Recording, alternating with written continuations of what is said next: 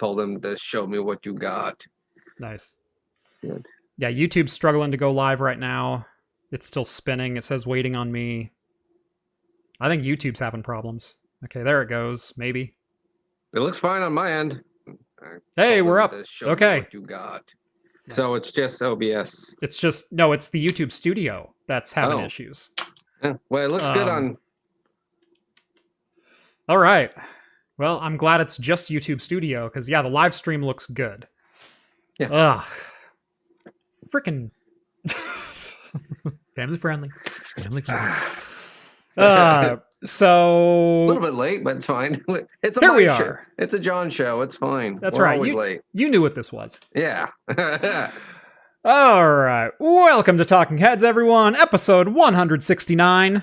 Nice. Yeah. Your once weekly live show for the latest in beer and tech news. I'm Jeff. I'm John. Welcome to the show, everyone. Thank you so much for joining us on this Wednesday night or in podcast form over on Anchor.fm or wherever your favorite podcasts are found. If you've never seen the show before, we talk beer, we talk tech, we talk games, pop culture, entertainment, usually some Star Trek. This is a family-friendly show in both language and content, although we do drink alcohol on the show, so if that's not your thing, that's totally fine. Crack open a soda with us. Speaking of which, all super chats are read on the air, so long as they meet those family-friendly criteria, and if you're drinking along with us, alcoholic or not, let us know in the chat and we will give some early show shoutouts as we go along. And speaking of chat, if you want to join the super secret chat and the even more super secret after party, think about joining the Patreon or Float Plane. Links are both down in the video description. You'll get exclusive access to the Discord server where you can chat with myself, John, Rhett, Steve, all of the hosts from Talking Heads, and join the awesome community over there. You know, for as stressful as a launch that was, you did that really professionally. That's right.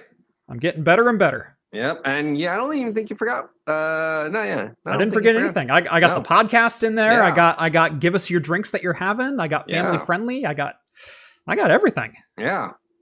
It's like I'm on top of things. So before we started the show, I know we're like 13 minutes late at this point. I hit go live on or start streaming on OBS. And the YouTube Studio app has a little preview window that you see just in the like top corner of the screen. And then you have to hit go live on the YouTube Studio app. It showed the preview that was being streamed, but it was literally like John was Kilroy. It was cropped this high. And so you saw hops and brews and just John's eyes and nose just peeking out of the top of the frame. And so I'm looking at OBS and every setting that I can find. Yeah, that was basically going to be the show. So I was looking at every setting inside OBS that I could find. Is my scaler set wrong? Is OBS displaying a wrong preview window? And finally, it's like, I'm just going to hit go live on YouTube and hope that it looks good. And it looks good. So now the Studio app is still broken. All I see is literally this. Well, the Studio app's been broken for a while. Yeah. I mean, that thing is, ever since they did that update on it, that thing's horrible. Yeah. I don't like it. Still missing features. Anyway, Welcome to the show, everyone. Glad to see you. I do a couple of beer intros, but I think I want to open our beers because I'm thirsty. That was a stressful intro. And yes, I do have a glass of water next to me tonight because my throat actually is a little bit sore. So I'm hoping I can make it all 2 hours. So we'll see. Bud Light? Essentially, yes. Came out of the same tap. So. Yeah. Looks like it. Need to clean those water lines. Yeah. That's too hazy for Bud Light. Yeah. Yeah, it's got some body to it. Look at that. All right. John and I did talk before the show, and we actually did coordinate our drinks tonight. And so we're going to open 2 different variations of the same beer brewed a couple of years apart. Yep. So John texted me and said, "Hey, what are you drinking tonight?" And I said, "Well, I've got a Russian River." And he goes, "Oh, which one?" And I said, "I've got a supplication that I want to open." And he goes, "I have 2 of those. Which one do you have?" And I said, "I have a 19. John goes, "I think I have a 17. Hold on." And so we're going to drink 2 different releases of Russian River Brewing's Supplication, which is an ale aged in Pinot Noir casks and aged with cherries. And so they put cherries into the mash, ferment it, and age it. And they age it for 9 to 15 months. Yes. So these are very, very highly rated beers. Oh, yeah. I got this one on clearance actually for $15 for 12 ounce to give you an idea of the price. I'm pretty sure I didn't pay that price for this. Right. Like I got really lucky on this one. I went to a beer that does a little bit of cellaring, and they had one of these out, and they had it for $15, and I went, yes, please. So we're gonna go open proper cork techniques here. I'm just gonna give that a little bit of a twist. Not pointed it at my face, and you gonna do the whole Russian roulette thing, John? In favor of? I am not doing it. Hey, mine's got a little bit of mold on it. Yeah, look at that. Look at that. That's how old it is. That's how you know it was well aged. Yeah. I'm going, please. Yes.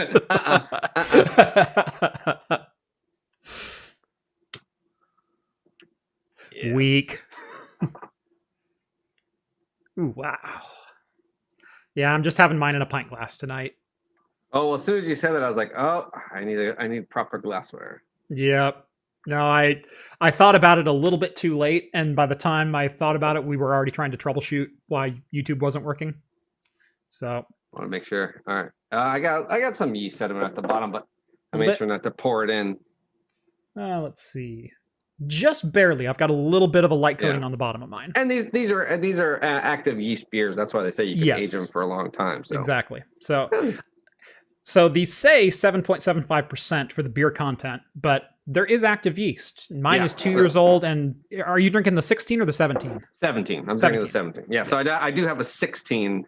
Yeah. So I thought, well, if this is horrible, the 16 is probably going to be horrible too. So yeah, I can make a video out of it.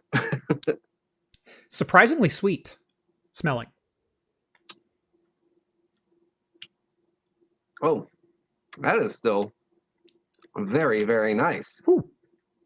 Mine is not actually super tart. Mine's really tart. Mine's really tart. Oh, really? Yeah. Mine's tart, but it's smooth. It's easy drinking. Like, this is a very fine standard sour, or traditional sour, not standard, but traditional sour. And then there's a nice cherry finish on the back end that kind of sweetens it up. There's actually a little bit of thinning in the middle, kind of a watery taste. Yeah, mine's got a pretty good body to it still. Mine, I will say, is probably a little overcarbonated. It's way too bubbly for the style of beer that this is supposed to be. No, this one's really nice. It's bubbly, but it's not like a soda bubbly. You know, it just bubbles all over. Mine's the place. Soda bubbly. Yeah. It's like warm 7-Up bubbly. Yeah, this is definitely not like that. It is bubbly as soon as it's on my mouth or my lips, and then as soon as it gets in my mouth, it's like, okay, this is a beer. No, mine tingles all the way back. Oh no, not all the way through. But like I said, it's not a real thick beer, but it's not a, light wine or something like that. It's got some body to it. And they're saying our colors are way off tonight. I think John looks fine. I think mine is actually coming out a little bit blue or pale. And that might have... No, I have yellow lights above me, which is weird. So I think my camera white balance is just being thrown for a loop. So tell you what, let's go that way. No, that made it worse. Although better skin tone. Live color correction. Give it a little bit more contrast. And maybe drop the saturation a hair. There we go. Let's try that. Is everyone happy now? Good. Oh, that's fine. Well, also, I think what it is I have a very orangey background. Yeah. And you have a very darker, grayish, neutral. Yeah. And so all of my videos come out very orangey when, I white balance, because there's brick and yellow wood. Mm-hmm. And then I have yellow hair, and just like, oh, okay. Yeah. Bright everything. All right. Honestly, I could use more cherry in this. Really? Mine's not. It's tart, but it's not super cherry. It's weird. I do really like a good sour cherry beer. Mm-hmm. I'm betting with mine though. I taste the cherry, but I'm betting with mine. It probably ate most of whatever was sweetness in there. Yeah. It's a hint of cherry. I do get more of a wine barrel aged A lot more souring. wine. I definitely get that, but I taste a fruit aspect, and because it's I would have probably said raspberry if no one told me. Yeah, I would agree with that. I would totally agree with that. Like you said, I get a lot of the Pinot. I know there's Pinot in here. Oh yeah, I totally get that. But yeah, it's not a real strong cherry, or at least not a cherry that I'm actively recognizing. Because, I mean, you can do Bordeaux, Bing, there's so many different variations of cherries, but usually they're still fairly recognizable. This is fruity, but it's not cherry-y. No, it's not cherry-y. I'm just wondering if they say what kind of cherry. I'm trying to just scan. I don't see a description of what cherry. Nope. Anyways. There was some. You actually did get a super chat earlier. Oh, I did. I missed that. Hold on. Yes. Joshua, $5. Can you do a video on Nextcloud and Plex all on the same server, please, with Raid? I've thought about doing stuff with Nextcloud before. I've never really gotten around to it, although it may be on my radar here soon. I'm going through a little bit of a complete reconfiguration of how I'm running my own internal servers, running my own home lab. So stuff that I can tinker with just for the sake of the channel, as well as I just brought on a part-time editor. And so file transfer between two locations is now going to be less of a thought experiment and more of a necessity. So yes, I will probably be experimenting with some Nextcloud stuff here pretty soon.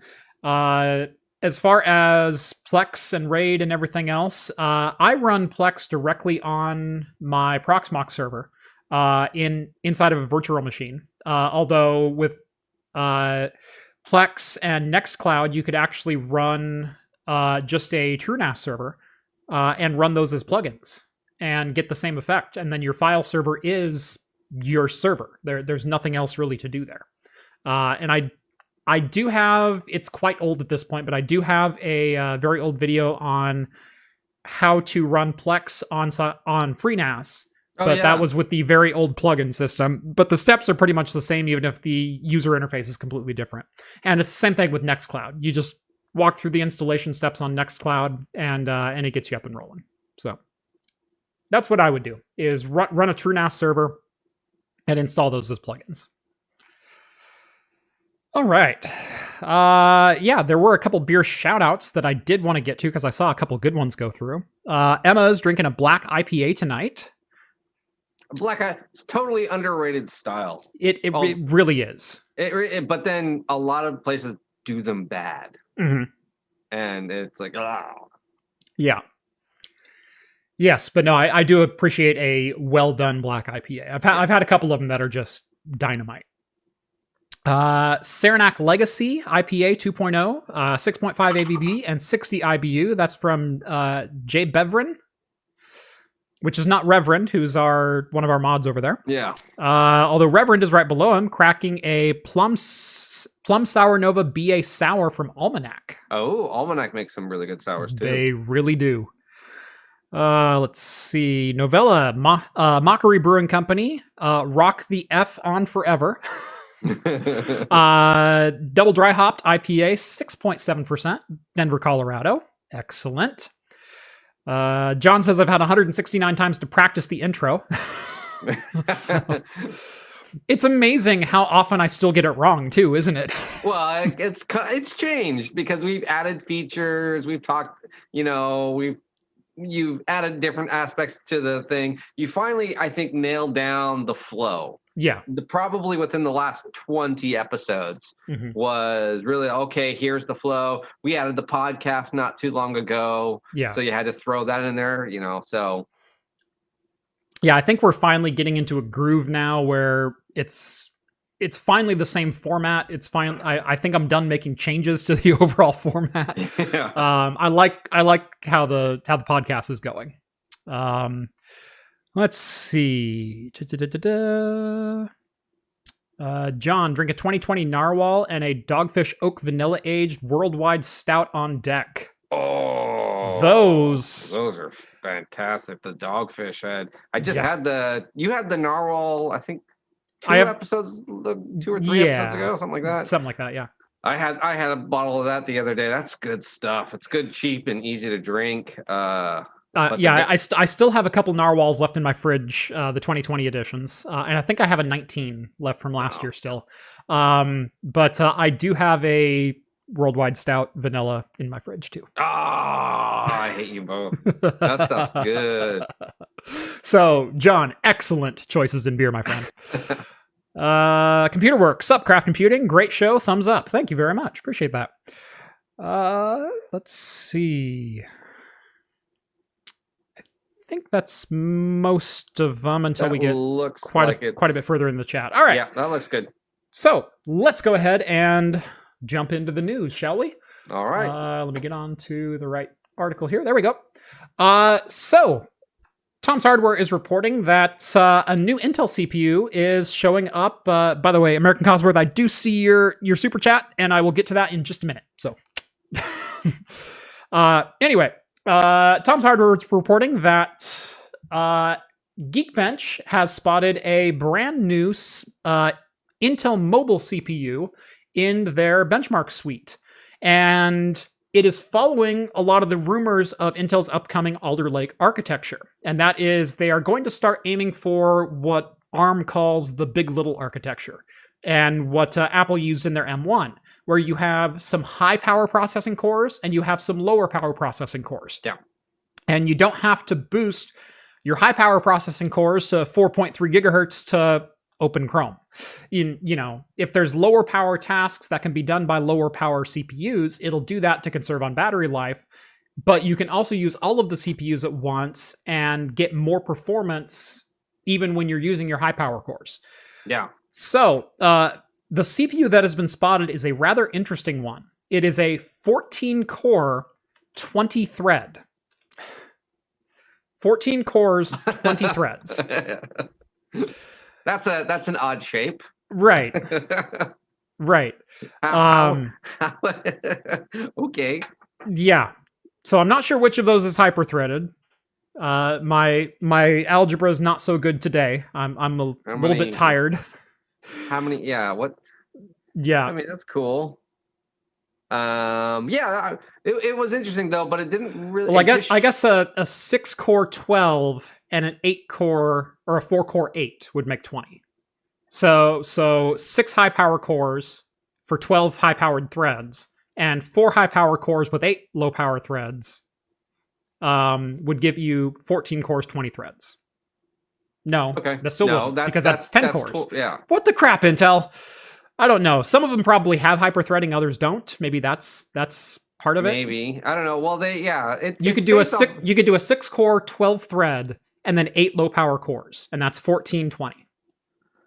Power saver lag of hyper, but I don't know how many of them are. Yeah, there's no indication as to which cores are actually which performance level. Yeah. Because all we see is the end result. And of course it's so small and doesn't scale, even better. Yeah, all we know is it's been spotted. 14 cores, 20 threads, single processor, max boost frequency of 4.9 gigahertz. Yeah, so it's definitely getting after it. Yeah. 4.09. Yeah. 4.69. Oh, so, God. Yeah, that's just hard. Yeah, that's 4.7. Yeah, 4.7. 4.7. Oh. So yeah, again, doing the quick numbers in my head, I think it's a 6-core 12-threaded high power and an 8-core low power, because that would get you 14 and 20. That's my guess. But still, as far as power, I mean, it looks cool at a max frequency of overclocking this thing for a little chip. Mm-hmm. But as far as power consumption, I'm betting this thing's going to be drawing in nothing. Yeah. Well, in the low power threads, absolutely. Yeah. And that'll save you a lot in battery power too. And should also help with even performance, like you were saying, with Chrome opening and just menial tasks. Right. You're not overclocking things. So multi-tasking should be better technically. Yes. And I will say I've been using the new MacBook Pro M1 for 2 months now. and not that this is apples and apples comparisons, haha, but Apple is using the big little architecture within their M1, Yeah, and very similar. to very great effect. So if Intel can come close to that level of differentiality between their CPU cores, and the CPU timing is well done within Windows and well implemented in driver stacks and everything else, I think we could be looking at a pretty good all-around chip from Intel. Although, again, it's got to perform, and it's got to be affordable, and it's got to be, competitive.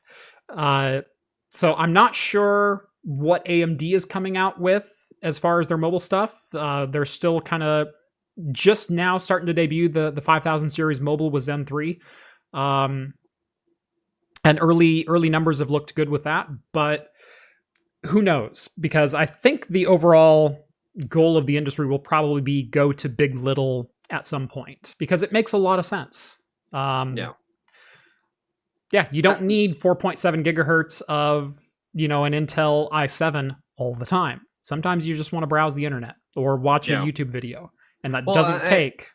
Yeah, and then that's the other problem too. You sit there and you get those little cheap laptops, and they have an i3 or even worse, something else, and they run horribly if you open two tabs. Yeah, and something like this would probably even scale that laptop down. If the price is good, then it's going to be very affordable. It's going to probably then give you more space to make the laptop look appealing. Those cheaper ones theoretically have better battery life and better performance. And so that can make a name for yourself over like an Apple M1, because that's going to be expensive to buy.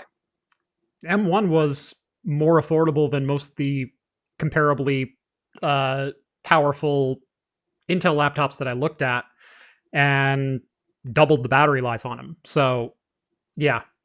Yeah, I'd be curious to see what. Well, that's also, wasn't that the first release of Apple's This chip? is the very first ARM release of their chip, and again, we're hearing things out of Apple that should draw shudders from Intel and AMD both on the CPU side of things, because if the 32-core Apple Silicon high-power CPU is actually a reality and comes to the new Mac Pro, that's going to be a thing to be feared.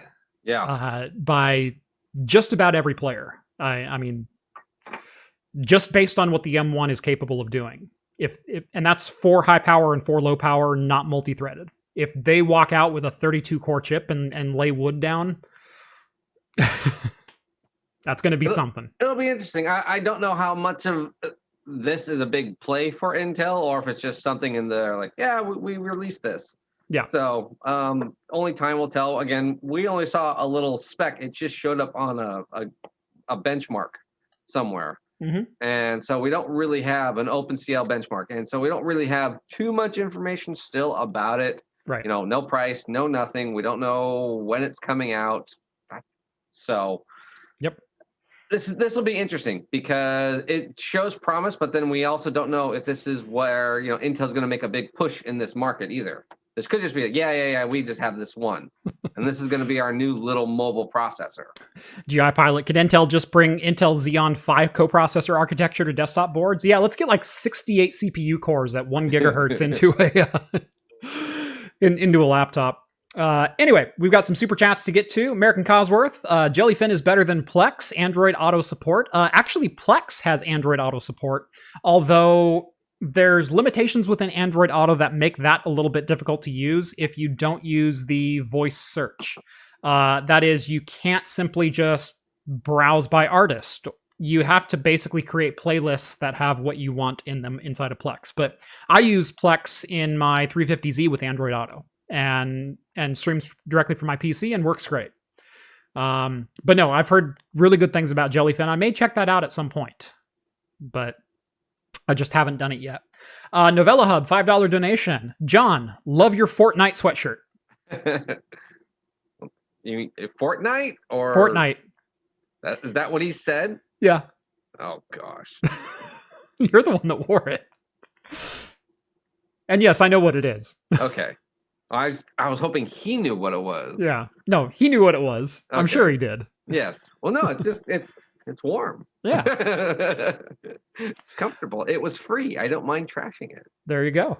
Cole, $5 donation. How often is cleaning needed for the garage server filters? Thinking of putting a small PC in the garage and thinking about fan filters. Depends on where you live, what you do airflow in your garage is, what you do in there.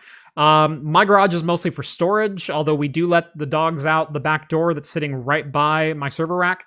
And so there's a fair amount of dust that comes in and out. I blow them out probably once every 2 to 3 months, just as I notice it getting a little dirty. Yeah, you doing a lot of like it's not terrible sawing in there. I don't. If I have to use tools, they all go out into the driveway. I don't do anything inside the garage. Well, it's coal. I mean, that's really all what happens is you know, if you do a lot of woodworking, if you're generating dust in there, or if you live in a dusty, drier environment, you're bound to get more dust. Yeah. But in my garage, it's not terrible. It's not great. I'm not going to say it's great, but it's not terrible.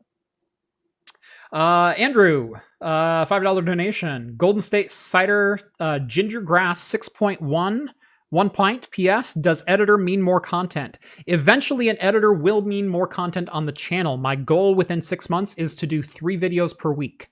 Right now, I've been averaging 2, although it's been like 1.8 because some weeks I just can't get 2 out. Part of that comes down to the editing time. The video I posted on Monday, that was legit a 9-hour edit. And so that took me a whole working day just to get that video edited. And there were 2 days that went into actually producing that video. It was the video before. It wasn't the Xeon video, it was the one before that. It was the Pi-hole video. That was a long edit, writing the tutorial, double checking your steps. If I can offload 2 videos worth of editing per week once we get the editor up to speed and he saves me 20 hours, that's 20 hours I can put back into more content, and he still has 20 hours to go if I hire him full time. And so the goal is eventually to do 3 videos per week. So yes, it will eventually mean more content, but it's going to take a little while to get there still. Yeah. Let's see. Denver. I've ran into an issue with my M1 Mini, not as fast in Handbrake H.265 encode as AMD 4750U. Also uses about 25% more power than AMD, 26 watt versus 33 watt. The 4750 is going to have an advantage in H.264 because it has more compute threads. It has more threads to offload that to if you're doing software-based encoding, which most of the time, if you're using Handbrake, it's software-based encoding. I will say against an 8-threaded CPU, it'll probably thrash just about everything that's on there. The point was the power to battery life to everything else ratio in the MacBook M1 is one of the best that we've ever seen in the mobile space. Not saying there's not more powerful CPUs out there, but there are few that are as efficient at the tasks that it does. $5 donation. Techno Tim, how's it going? What's up, buddy? How you doing?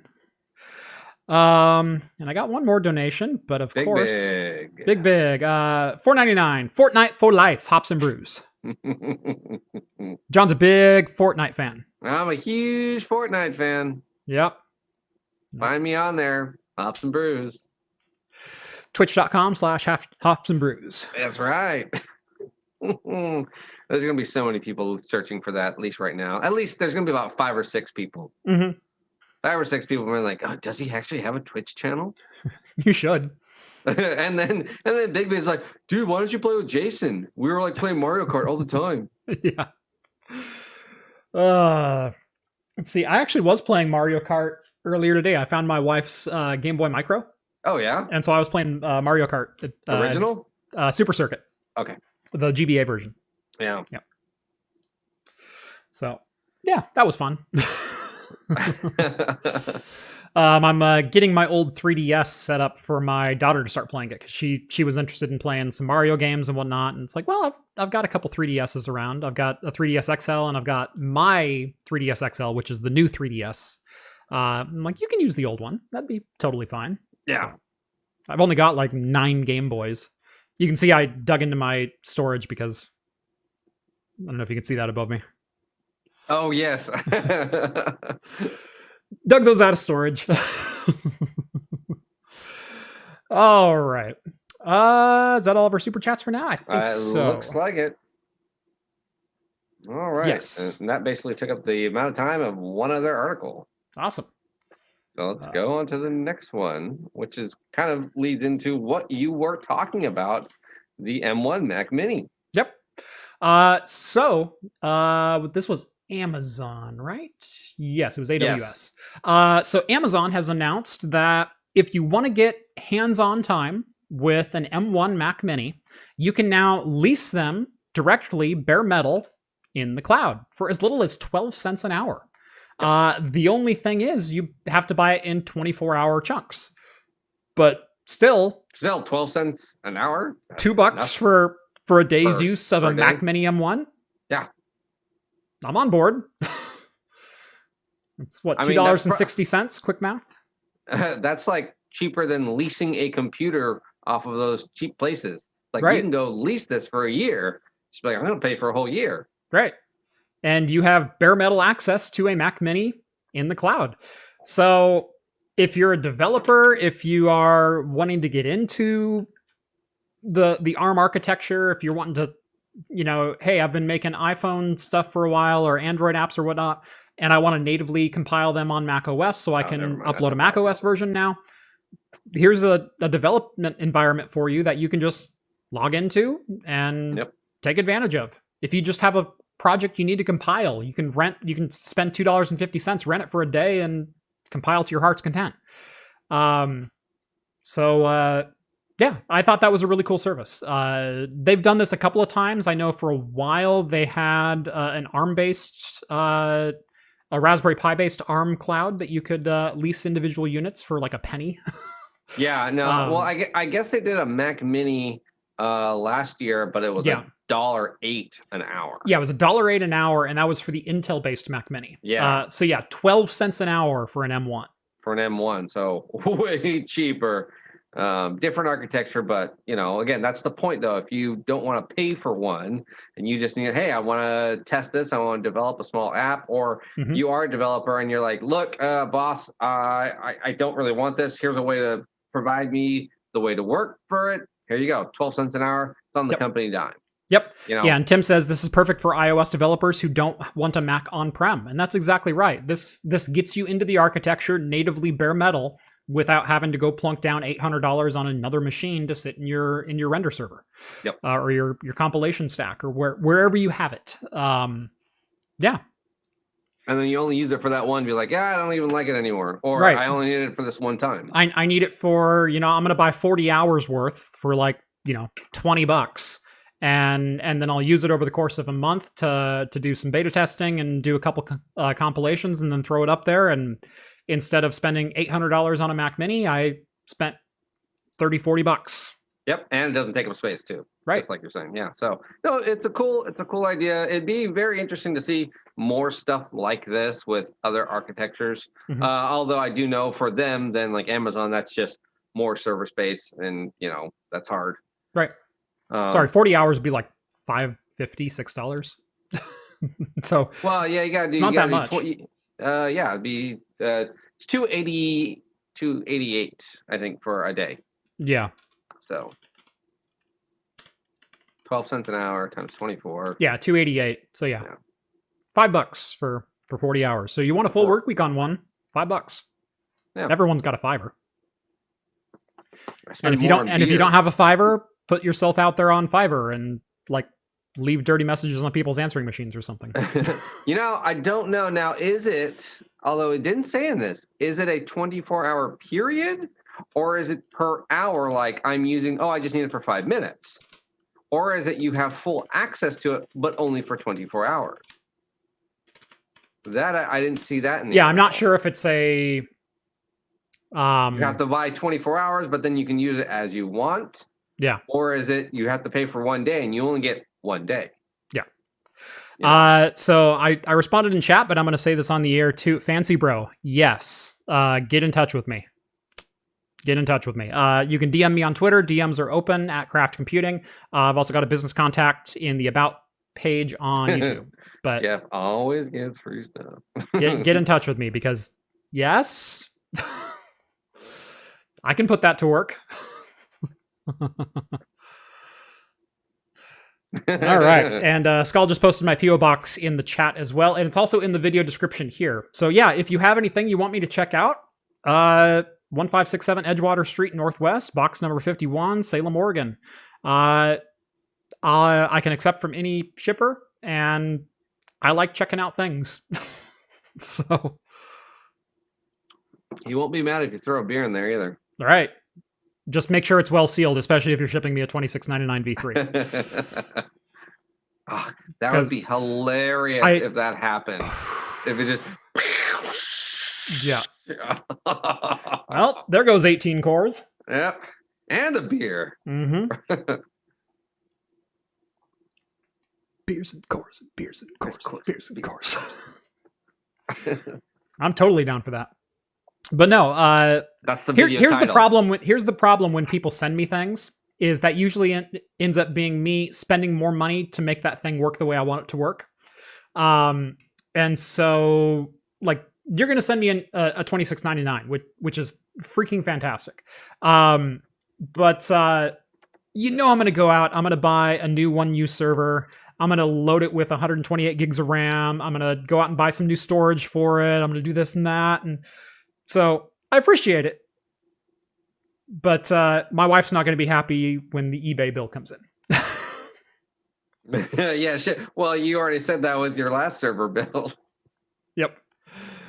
Techno, $5. Okay, guys, take care. Keep up the great content. You too, Tim. By the way, if anyone is interested in some of the home lab stuff or developer-like stuff, getting into a little bit more of the software nitty-gritty, go check out Techno Tim. He's got a great YouTube page. Does some really, really solid content over there. So, Tim, thank you for jumping into the chat and hanging out for a little bit. And you go do you, because I think you're East Coast. So, yeah, it's like midnight over there. You're probably like, I'm going to bed. Yeah. I got a video to do. Yep. You got a super chat from Michael. Yes, Michael, $20 donation. Of course, it's again too low. Is there any message with that? Hold on. Oh yeah. There it is. Okay, I got it.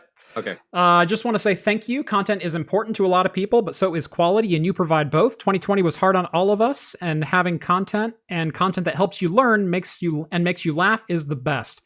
I really appreciate that. I strive to make my and yes, Hamish, I do see you. I'm definitely still interested.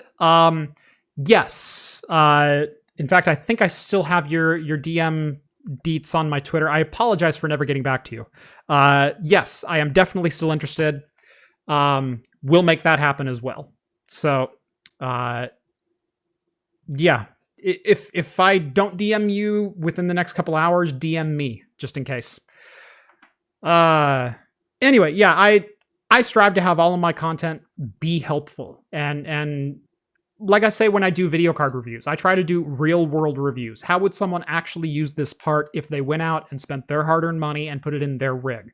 You're not going to benchmark a Core i3 10100F with a 3090. You're not going to benchmark a 3090 with, and vice versa. And so you're also not going to benchmark a GTX 1660 with a 10900K on LN2 at 5 gigahertz. Like, that doesn't happen. That's not real world. And so I usually try to match my reviews with similar hardware, similar equipment, so people get a real world understanding of the performance they should be getting if this is the build level that they selected, or this is what they're doing with their servers, or this is what you're doing with whatever you bought. So thank you. I sincerely appreciate that.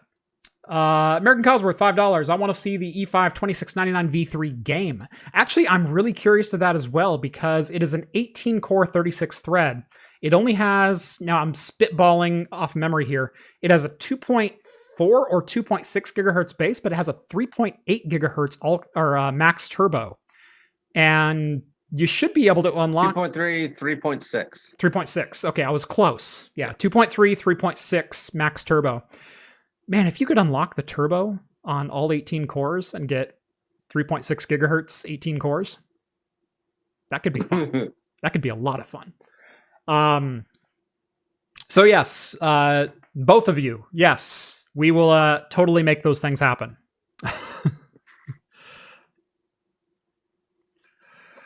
Now you guys all got me all hot and bothered. 18 cores and a 1070 katana. I know. Just gonna need to borrow one of my swords for that video. Assuming I'm not going to open the box with a batleth. Well, I'm just saying the name itself. Yeah, that's true. I might need a katana for that episode.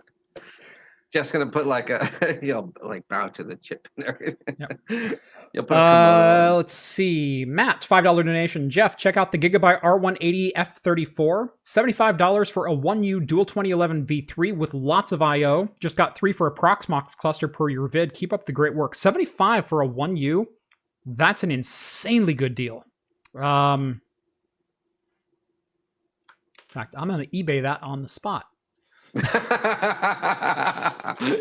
He was just talking about his wife and him spending money, and he's like, $75. I can't. This is literally like how I do beer. It's like, yeah, okay, there we go. I have a problem. I can admit that. Okay. So hold on, everyone. Hold on. We can literally see the screen animating your face. We know when it changes, and you're like, it's lighting up my eyes. Ooh, that's the PayPal login screen. Novella says, do we need to contact the producer, Jeff? Somehow this part gets edited out. I don't know. Okay, shorten the link, copy.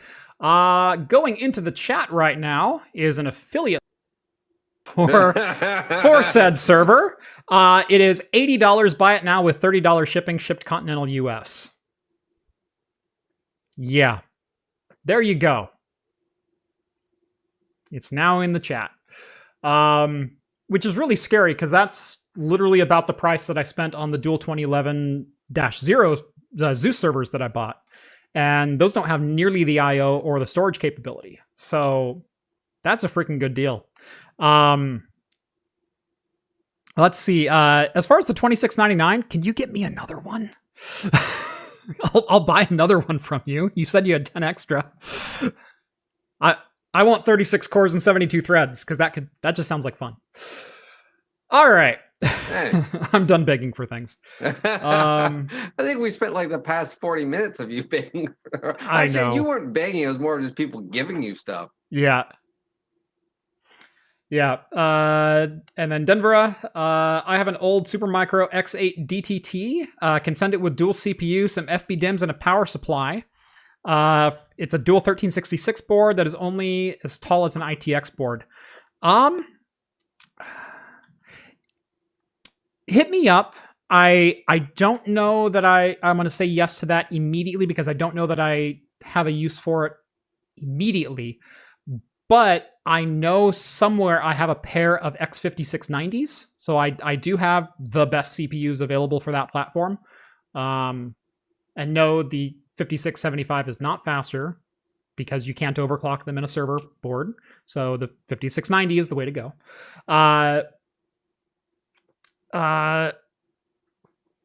Yeah, so let me think about that one. Because at this point, I'm also of the opinion that 1366 is getting really long in the tooth, especially because it only scales up to 8 threads or 12 threads, 6 cores, which is why all of my builds have been 2011. I know it's only one generation newer, but you can scale those up to 8, 10, 12 cores, 20, 24 threads. You can get a much more dense server with better power efficiency than essentially an X58 base, Westmere Nehalem base. So yeah, scalpers suck. I think we all agree. All right, John, we have a little bit of beer news. We do have a little bit of beer news now. During this time, I'm sure some of us and a lot of us have probably ordered some food to be delivered to our house via some driving company, whatever. And one of them probably was Uber Eats. Very popular. Very famous. And one special thing that is coming to Uber Eats is now coming soon. You can now get your beer or whiskey delivered to you through Uber Eats. Yes. Now, Oregon has had legalized alcohol delivery since before the pandemic. It wasn't really popular. You couldn't get cocktails to go, but they've since legalized that. Yeah, we could get beer to go. We could get, not like in a sippy cup, but you could get pints delivered to your door. You could literally, you do that. You can literally go there and just go to the bar and say, here's an empty can, fill it for me. Right. Yeah. So yeah, Oregon's had this for a while, but pushing this out via Uber and acquiring Drizzly as part of that, that could be a really good partnership for a lot of small businesses and establishments that, just want to take advantage of being able to, well, not take advantage of, but just want to still be in business and be able to sell their goods. Yeah, exactly. I mean, the nice part too is that you go and you buy, that usually probably means that now Uber will be able to sell the alcohol. So if you go and buy that food, that restaurant or bar or whatever can say, hey, we have these cans and beers and whatever. They can now probably carry those. Right. And you could probably be able to order them on there. And so that might help their menu. So I think that's how this is going to play out. The way Drizzle was kind of more like, hey, here's our catalog of stuff we have in our warehouse, and we'll ship it to you. Yeah. And if you don't live close by, it'll be a couple days. It's got to get there. They charge a little more. So I'm hoping with this, the Uber Eats, I'm really hoping that they're basically going to be all licensed to be able to carry this or to carry alcohol, and thus basically being able to, I can get a beer, probably not a cocktail, pre-made cocktail, but I can get a beer and then my food all at once. Yeah. Essentially what I would get at the restaurant. Yeah. Like, oh, I really want that hazy. I really want this. If a restaurant, and similar to Oregon, and this is happening very popular, a lot of outside of Oregon, is little restaurants will can their own stuff. So you have to go to that area. You have to go to that restaurant. You have to go to that brewery or bar or whatever. We have a lot of those over on the coast. There's a lot of small, like macro brews, I would like to call them, over on the Oregon coast, that the only place you can buy that beer and the only place it exists is in that brewery. Exactly. We have a dozen or more of those that dot up and down the Oregon coast. And that's where you have to get that beer. And so they've started since canning their beers, but they've had no distribution network because they're not hooked up with distributors. They're not able to, until recently, they haven't been able to just drive the beer to your doorstep. Yeah. So this could be a huge boon to help keep businesses like that afloat. Yeah, exactly. And nationwide too. So, or it says 1,400 cities available right now. Yeah. So with hopefully it'll expand. So I thought that was pretty cool. American Cosworth, $2 donation. Why you hate my wallet, Jeff? New server for new house. Hey, it wasn't me who suggested that one, but holy crap, that's a good price. And you know what sucks is I'm going to end up buying that server and Rails to go with it. So, yeah. Why do you people do this to me?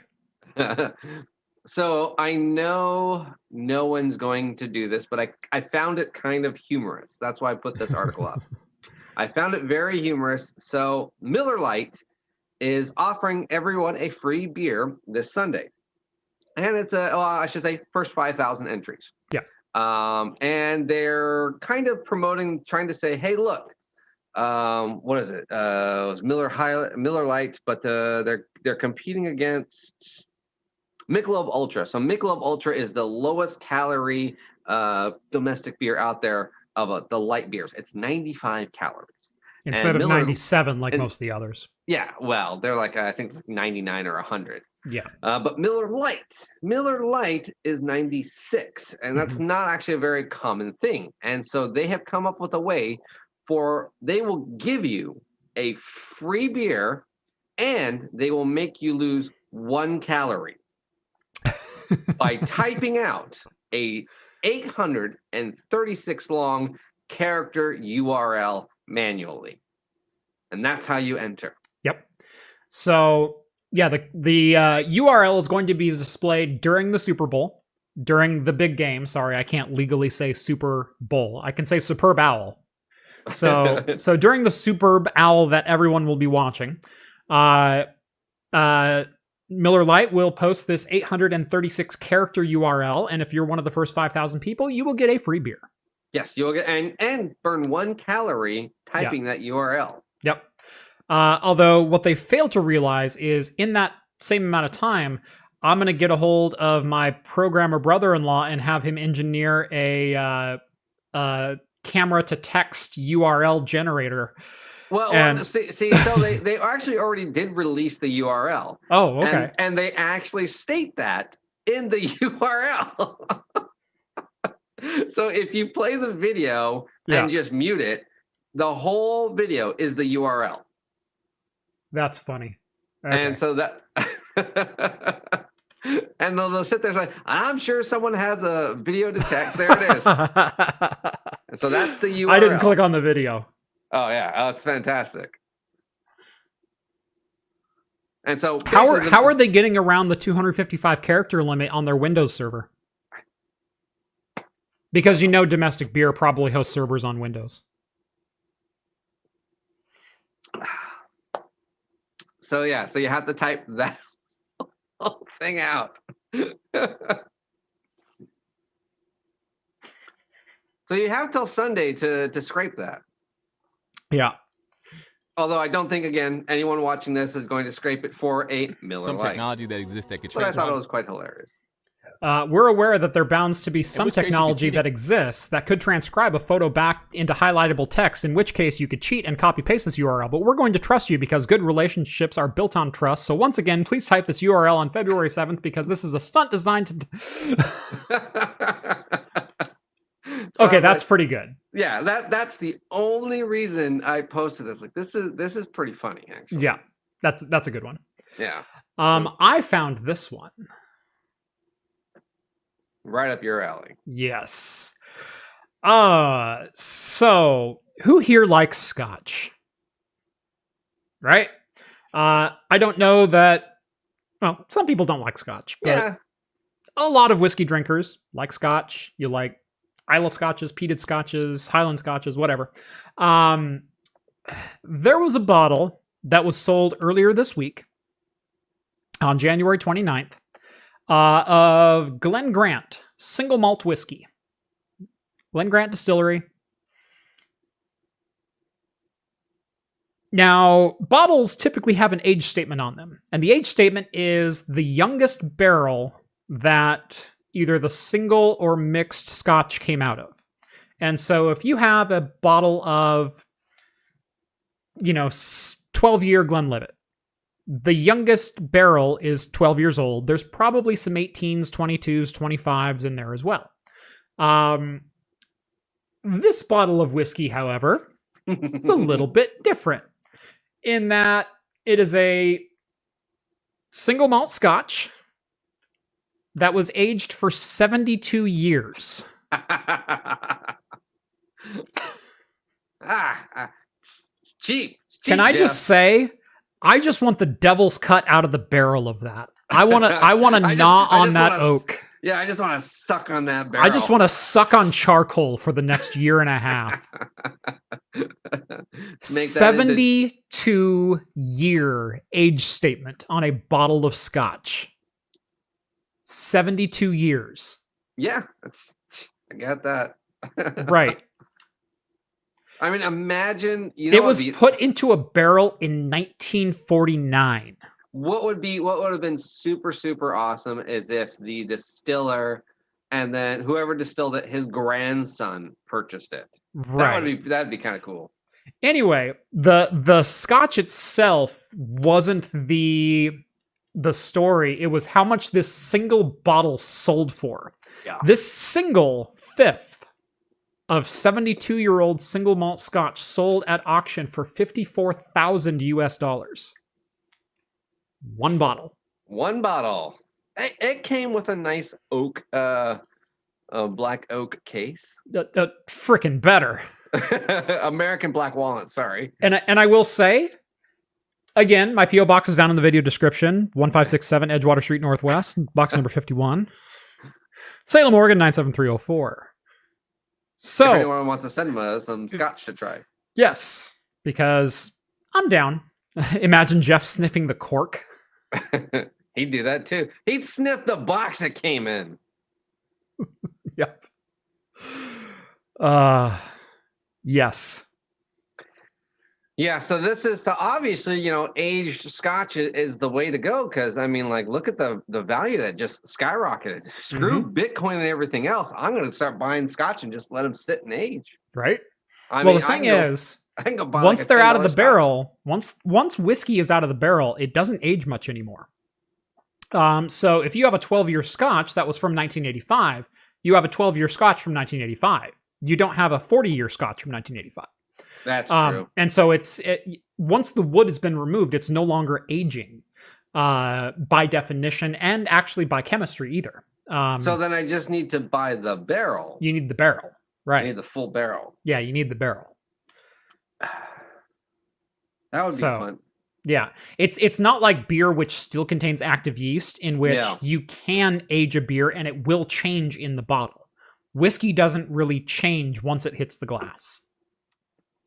I mean, it's up for argument, it's up for contention. I'm sure there's some that do, but the general rule of thumb is once the whiskey has been poured into a bottle and distilled down to its 80 proof cell, ABV, it's done. It's done aging.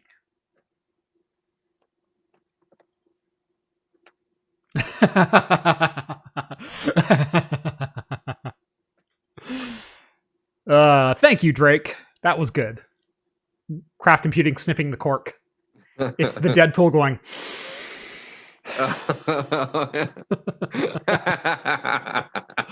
Yes. Yes. Thank you, Drake.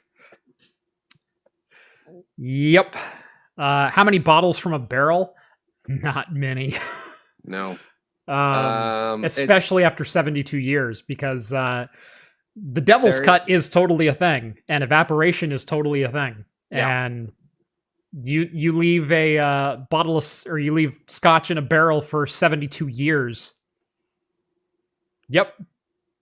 I think a barrel is 55 gallons, something like that. Yeah. And then usually after like a 12-year, you'll end up with 30 or 35, depending on storage conditions and everything else. The rest is lost. And it's really interesting when you get into reading about how to do distilling and aging and everything else, how much alcohol is gone and how much regulation goes into verifying how much alcohol evaporated out, because you have to test the whiskey every so often and submit, at least in the United States, you have to submit reports to the ATF based on the weight or the volume of alcohol that went into a barrel, the weight and volume that came out of the barrel, because it's all regulated. And they're going to go, well, you're 100 gallons short from the average evaporation in your area. And, where did that alcohol go to? It's really, really a weird industry. Oh, okay. 7% average loss annual in Kentucky is normal. Yeah, and that's about right. So in 1 year, there's an average of 29 million gallons lost per year. Yep. Yeah, 7% loss is probably about the norm. In moisture climates, like here in Oregon, I think we're closer to 5%. In drier climates, it can be upwards of 12. Yeah. Texas, things like that. I think that's the angel share, and then the devil's cut is like the stuff that doesn't get used. Yeah. Like angel share is what evaporates off, and devil's cut is what goes into the wood. Yeah. whatever's in the wood. And then that's the other part too, is whatever's left in the wood. So there's actually that percentage as well. 10 to 14% annual loss in Texas. Yeah, I knew they were high. I knew they were double digits. So you get, you lose a lot. Mm-hmm. Although I didn't think it said where this, although we could probably look up where the distillery was. Although that it's in Scotland, John. Well, it doesn't mean that's where they stored the barrel. The barrel. It would be. Well, no, if it's Scotch, but is it humidified pressure? Where they put it? Right. Yeah, stuff like that. Yeah, there are ways to slow it down, especially when you start building vaults for aging and things like that. Yeah, you can do humidity and temperature controlled vaults, and most people do. With a 72-year process, they were obviously like, okay, here's the first part. Then they probably moved it, every century, being like, okay, we probably need to take care of this better and better and better. Yep. I doubt it stayed in one location for 72 years. Yeah. So everyone's on me all of a sudden. I don't know why, to get the iFixit sponsor. I'm not going to bash iFixit. I like iFixit. I have a lot of their toolkits around. I want a WIA sponsorship. I don't like modular tool sets. I don't like bit sets. And that's mostly what iFixit does. What I want is a stand of 100 precision screwdrivers. And I can grab the exact screwdriver that I need, and it goes back exactly into its slot, and they've all got their own stems and handles on them. That's the style of tool set that I'm used to using. And I bought a couple of those for workbenches when I've deployed, tech benches and things like that. I want a WIA sponsorship. I think I need to get WIA involved in the tech scene. So that's what I want. So everyone tweet out at WIA right now, because freaking crap, I want some of their gear. Yeah. Again, not to bash iFixit. I love their stuff. I have quite a few of their kits. Yeah, I have their basic and they're kit. wonderful. Yeah. Nice. I have one of their larger driver kits, and it's amazingly well built. But the modular and bit-based kits, I just don't agree with. Eventually, I lose bits. I do everything else. Whereas with a screwdriver stand of like precision screwdrivers and standard screwdrivers and your Torx drivers and everything else, at the end of your workday, you can visually verify that all the handles are still there. And so for my brain, that works a lot better. Well, I guess though with the other kit though, you can buy extenders, and that's the thing with bits is you can buy stuff like that. Whereas yours is like you may have the right size, but it's not deep enough. Right. That's the only downside. And then you're like, oh, now I got to buy 3 different types of the exact same size. I guess I can see the downside, but I do see your point of because I've lost bits all the time. It's like it always seems once you lose one, you're like, I don't care about this kit. I don't care about this set anymore. I don't care about the set because I lost one. And it's like, just whatever. So I see both sides of it. Emma, phrasing. Boom. Check the chat, John. It's there. What? Emma says, I just wish screwdrivers would have the same width of shaft as the head. Phrasing. Phrasing. Thank you. That was good. Yeah. So again, people have their own preferences on what tools work for them. My preference is I like full kits. I don't like bit-based kits. And nothing against iFixit. They make great stuff, but it's not my workflow. So if they want to sponsor me, I'm totally open to a sponsorship because again, they make great stuff, and I'll sell them because yeah, they make great stuff and I'll stand behind them, but it's not what I use. So, all right. How are you doing with your, it's long gone. Oh, is it? Yeah. It's 9:15. What are you doing? Pacing myself. It was 7%. I know. All right. What are you going for next? Because I haven't seen your second beer. Hey, you haven't. I left it in the fridge. Let me go grab it. All right. So I'll go ahead and introduce my beer real quick. I bought this strictly for the label, although I have been on kind of an Ex Novo kick as of late. This is the Ex Novo Strat Your Stuff. And how is that for a can label? This is a 6.9%. Nice. Hazy IPA with Strata and Galaxy hops. So kind of an interesting hop combination there. Very nice. Like the art, can art. Yes. All right. And what do you got, John? I have Anchorage, Chomp the Wicked. There we go. Yeah, it's very cool. This is a hazy pale ale or IPA, double dry hop. No one cares, John. Go away. With pineapple, Estrada, and Sabro hops. So we both got Strata. So yes, I actually have like 4 of these, and it is delicious. It is a fantastic beer. 6.4%. If I didn't see, say it's hard to get Anchorage at my bottle shop. Yes. Well, this is Tavor. Okay, yeah. I've seen the occasional Anchorage there, but yes, there's an occasional Anchorage there. Yeah. I know your bottle shop. Wow, citrusy AF. Now this has a very nice pineapple. That looks like a pineapple cocktail. It is. It's very nice. I make one heck of a pineapple rum cocktail that looks exactly like that when it's done. Oh, yeah. Now it's poured into a glass this big and it's mostly rum. So you're saying it's rum and a dash of pineapple juice? Yeah. It's not much of a cocktail. It's 1 ounce pineapple, ½ ounce simple, a splash of lime juice, and then 2.5 ounces of rum, and then you shake it. And you end up with that because of the pineapple, because of the pineapple and the lime breaking down. You end up with that really frothy head right on top, and it ends up with this super creamy texture to it. That's just fantastic. I love most of my tropical drinks. I usually do a lime and pineapple type thing, or lime, a lot of citrus, and I do shake it really, really hard to get that frothiness. You just like lime and coconut or lime and pineapple. Yeah, and so we're just basically giving away all of our cocktails for next month. Yeah, exactly.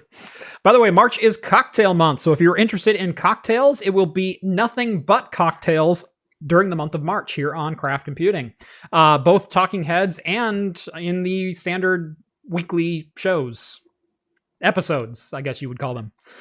Now, didn't you say, I don't know if this is confirmed, so if I'm wrong, I apologize, but weren't you going to try to do even a cocktail recipe for special viewership, special members only? Yeah, I'm going to be doing some cocktail-themed viewer-only videos, or premium videos for the premium Patreon and Floatplane members.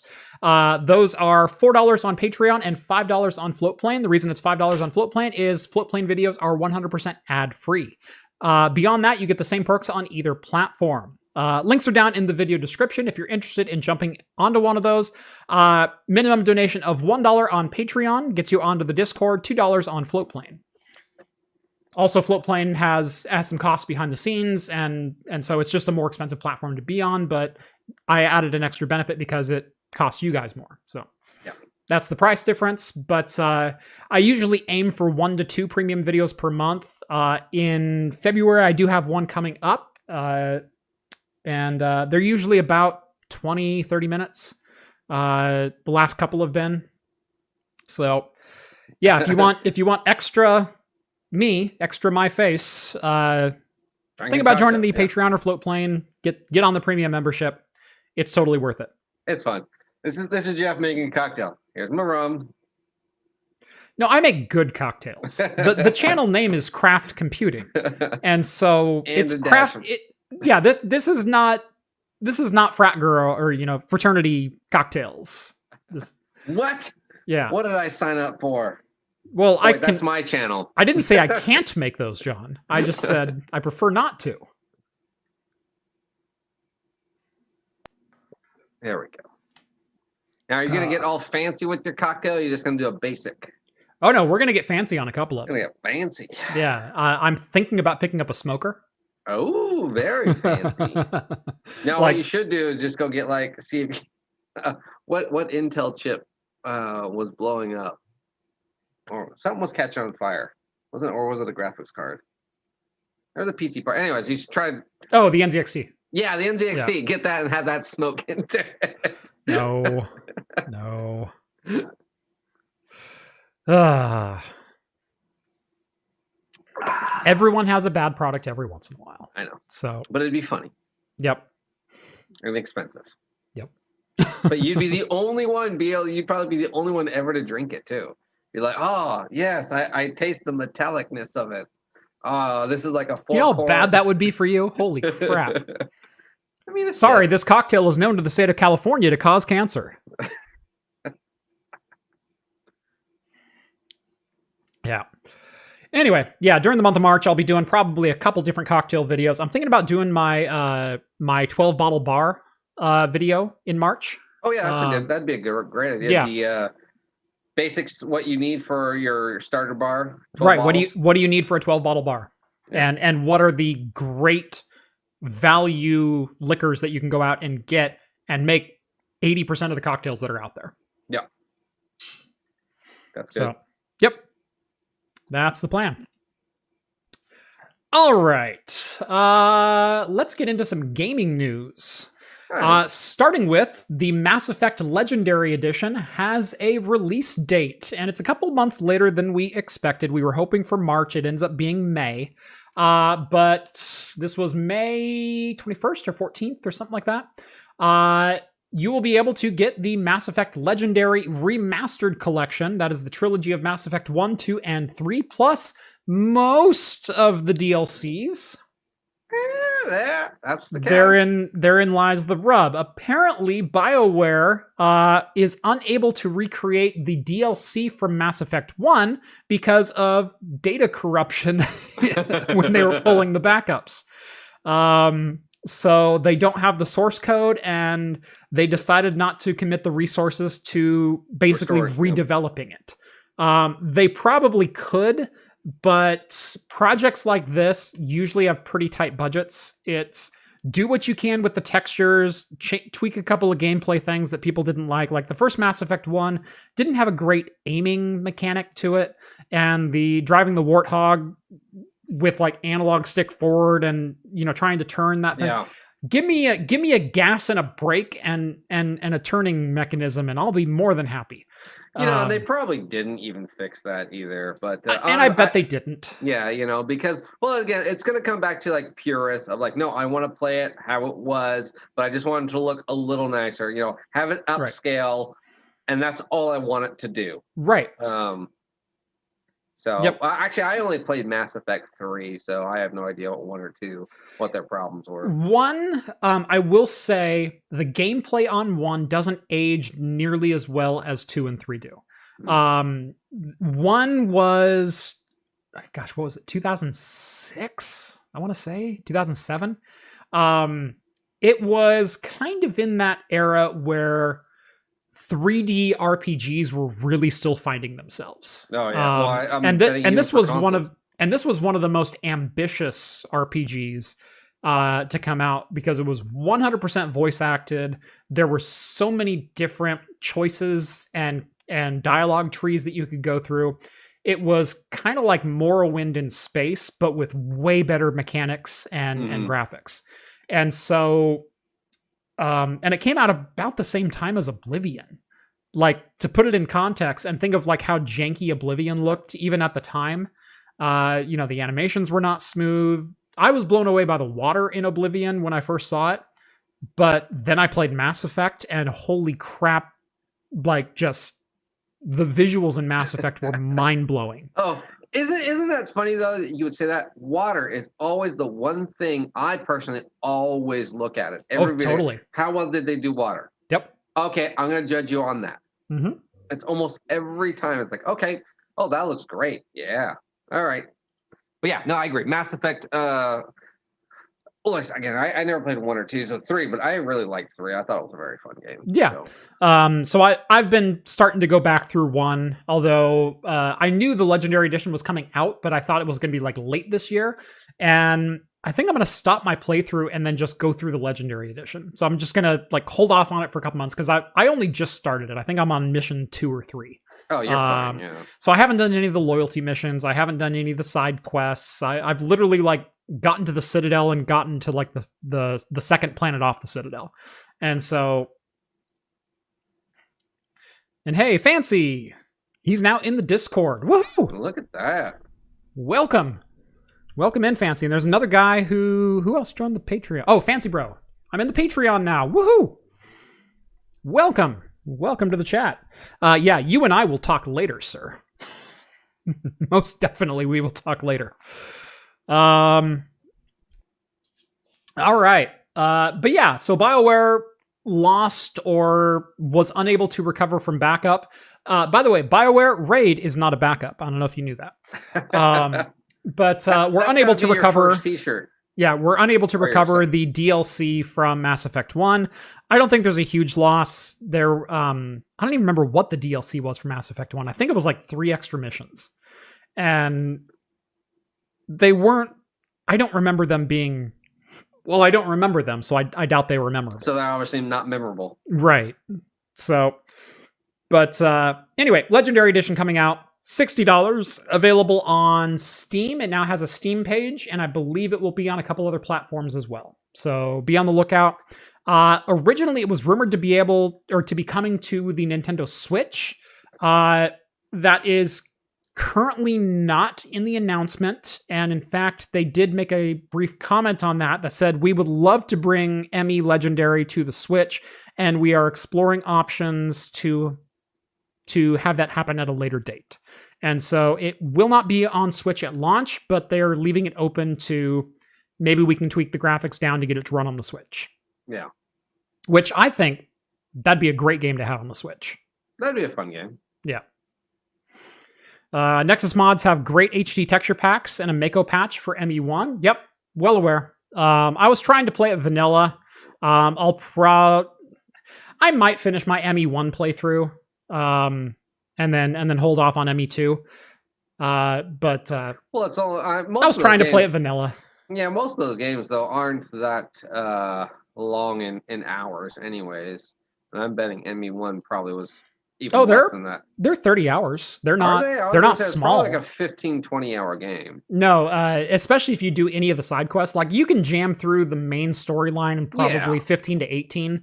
I usually do a lot of exploring, a lot of leveling, and when I like to dig into RPGs and dig deep. Usually with that, it's like after. You know, I'm like, okay, let me go back. I'm gonna go do some stuff. So usually once a year, I will play through Final Fantasy 2 and Final Fantasy 3 for the SNES. I recently just did my playthrough of both of those. I spent 19 hours on Final Fantasy 2 and 32 hours on Final Fantasy 3 for a single playthrough. 3 is actually pretty big for its day. It really is. It's a big game, especially if you're like, I'm gonna get everyone up there. Did you use the forest and like turn them into the I got every playable character. I saved every playable character until the very end. I had pretty much everyone maxed as far as levels. Like I grinded on that game. And I didn't quite max out who was that, Mao or Grog or God, what was the wild kid. Oh yeah. The tiger, whatever. Mao, whatever his name was. Yeah, gosh, I know. I'm drawing a blank, but I didn't. It's a girl, isn't it? No, it's a boy. But he's the wild kid that was raised by wolves, kind of thing. And if you walk around his continent, he can leave the party for a while and then come back with new skills. I didn't grind on his character a lot. He wasn't that good. He really wasn't, and nor did I do. Gosh, what is the wizard girl? The young girl, the girl who draws. Yeah, I know who you're talking about. The thing with her attacks is she draws the enemy you're attacking, and then and throws their attack back at them. But the thing is, if they're a fire monster, you end up shooting fire at them because that's what they attack with. But they're either immune to fire or they get healed by it. Yeah, and so like half of her attack is moot in the first place if it's even like done. because sometimes you can not draw it properly or can fail.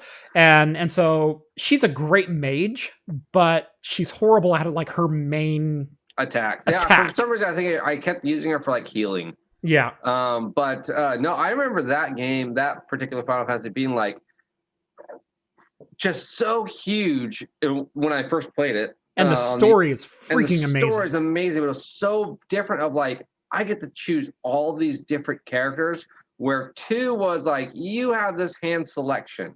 Right. You know, there's like 2 is, these are the characters in your party right now. These are the characters you get. And then the only time you ever get to change is 1 leaves or 1 dies. Yeah. You know, and where 8 is like, I got my flying ship and they're all hanging out in that little casino rest area. And then you go and build your party. Right. That was amazing. And split your party into 3 groups and use them simultaneously exploring this mine, and some factions of the party will encounter enemies and difficulties that others won't, and so you don't know until that party goes out there. It's like, man, I really wish I had Celeste over on this party because she would have dominated. And right now I'm just getting my butt kicked. The amount of thought I think into that game, like there could be a documentary on just how they thought about developing that game. Would be a fantastic thing to listen to or watch. Yeah. Gao and Realm. Thank you. Yeah. Yep. No, I literally just did the playthrough, but I was drawing a blank on both of their names. Yeah. Like, I know Locke, I know Celeste, I know Terra, I know Edgar, I know, it's like, I know the characters. I know them very well. I play them once a year. But you can tell I don't like those 2 characters. Yeah. Anyway, Google. Less and less confidence in Stadia, and none more evident than their announcement yesterday or Monday or something like that they are shutting down their internal game studio. So they will no longer be developing first-party games for Google Stadia. In fact, they're going to rely on third-party integration, which is usually the first sign of a project that is fluttering to its death. Yeah. I mean, I really, really like this idea. Because Stadia is only 2 years it was announced ago and 1 year implemented, something like that. Mm-hmm. Maybe a year and a half. Where you would have thought too, like this past year, this was the thing to do. You didn't have a big gaming PC, and you're like, I want to play all these, AAA games. I don't have the power to do that. I can go and get Stadia and play them. And no one did it. And the only way it really, really worked is you had to have a really good, solid connection. Right. Now, not necessarily the, lower end games. Yeah, it's fine. But you wanted to play those AAA titles. Yeah, you kind of needed those bigger connections. And Google has that mindset of, if it's not a diamond right away. Right. It's not worth investing in anymore. Yeah, throw you away. You need to be viral day one. Yep. Yeah, and I said this of streaming gaming in general when Stadia launched. We talked about the Stadia launch on this podcast. Yeah. That the vast majority of anyone outside of a major metro area is not ready for game streaming. It won't work. And so, sure, if you live in downtown Portland and have a handoff site, within 20 miles of your house, and you have gigabit fiber coming in with, 6 milliseconds of latency from the main handoff, you're going to be doing all right. Stadia is probably a freaking awesome deal for you. If you live, south of Portland or in, where even out towards the suburbs or where John lives or where I used to live, my latency was like 30 plus milliseconds just to get to the handoff point, let alone to get elsewhere online. And I had good internet. I had gigabit Ethernet or gigabit internet, but with often 30 millisecond times for any kind of transport. So yeah, I knew right off that Stadia was probably not going to do well unless they can really market it to large metropolitan areas with good infrastructure.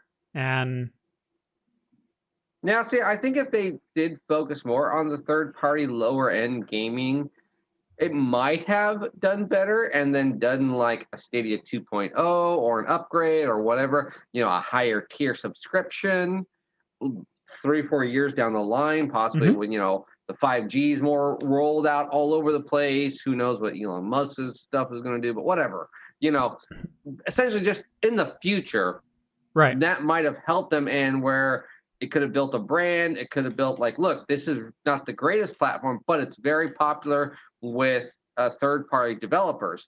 And so it's a proven concept. They went right out the gate of saying, this is going to compete with consoles and buying a PC. Why buy a PC when you can just Netflix subscribe to this service and you'll have that power? Right. Again, it is a very appealing thing to the kid in the city who's probably right next to it, and his parents are paying for, very high-speed internet. And it's like, look, why do I need to spend $500 on the latest PC or console, or $1,000 on the latest PC part because someone wants some RGB lights on it? Right. And yeah, I won't say that this was doomed to fail, but I didn't see it working. Because there were so many hurdles to overcome.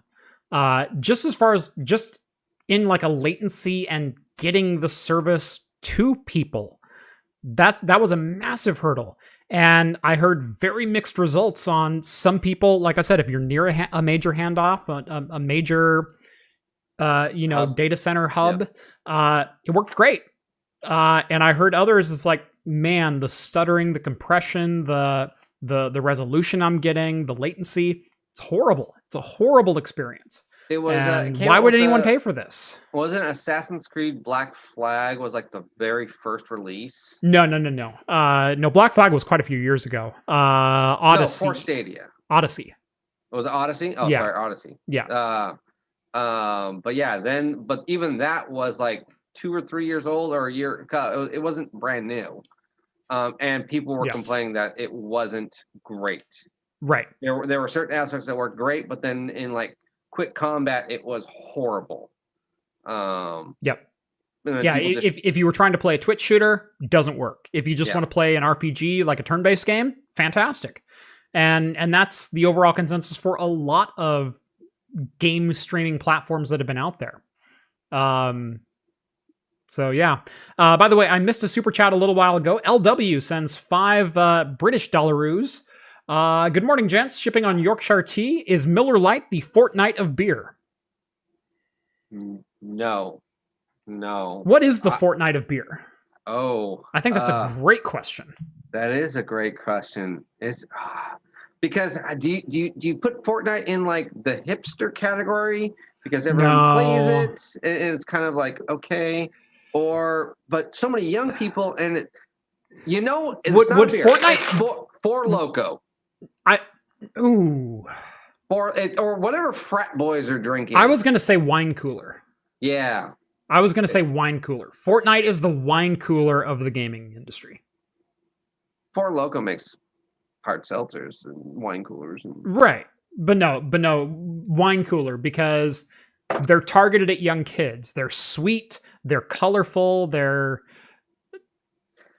flashy. No. But they seem grown up because you're Sparks. Ooh. It's the Sparks because it's energy and alcohol. Yeah. It's the malt. It's malt liquor, right? Basically, either that or you got to go Mad Dog. You got to go MD. Yeah. It's something like that, but it's not good. Yeah. No. Yeah, but no, there's a lot of comparisons there that it's bright, it's flashy, the graphics are targeted at a younger audience. Yeah. But they think they're grown up for playing it because I get to shoot someone in the face. Yeah. And look how fast I can build this tower.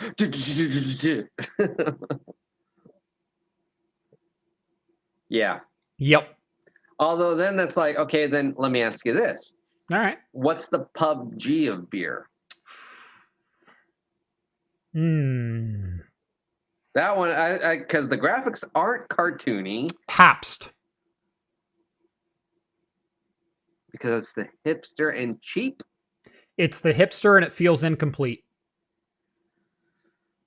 And you're always wanting more. I can see that, yeah. Pabst or is it like Rainier? I don't know. Rhett, what do you think? Rhett, chime in. Yeah.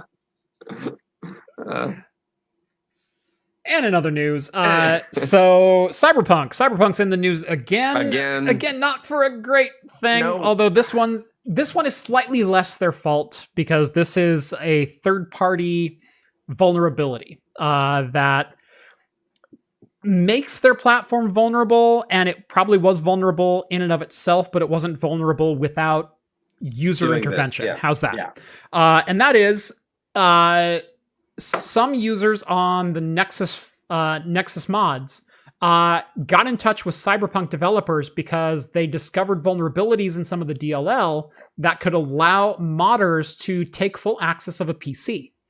Now, this is only exploitable through modifications. And so if you download mods, there is a chance this could be exploited. We've seen no indication that it has been exploited, but and the post itself was not a black hat kind of operation. It wasn't a here's how you do it. It was there's an issue with some mods and essentially root access to a system. And it's basically the way the Cyberpunk accesses the drivers, and it almost basically gives Cyberpunk almost administrative access to the drivers. And so someone can easily throw in a mod saying, hey, you need this extra driver for this mod to work, thus giving them access, and then they can throw whatever they want into that driver, thus giving them access to anything in your computer. Right. Not a good thing. But again, like Jeff was saying, you have to download that mod and try to install it and make it work. So if you're just trying to play Cyberpunk and just as is, play through, you're going to be fine. If you're trying to get like, I need this outfit, I want this car to look this way, or I'm going to download this from Reddit, be cautious. Yep. Which I'm a modder. I haven't downloaded any mods for Cyberpunk yet, but it was on my list to start checking out the Nexus scene because there's some good stuff that's been coming out lately.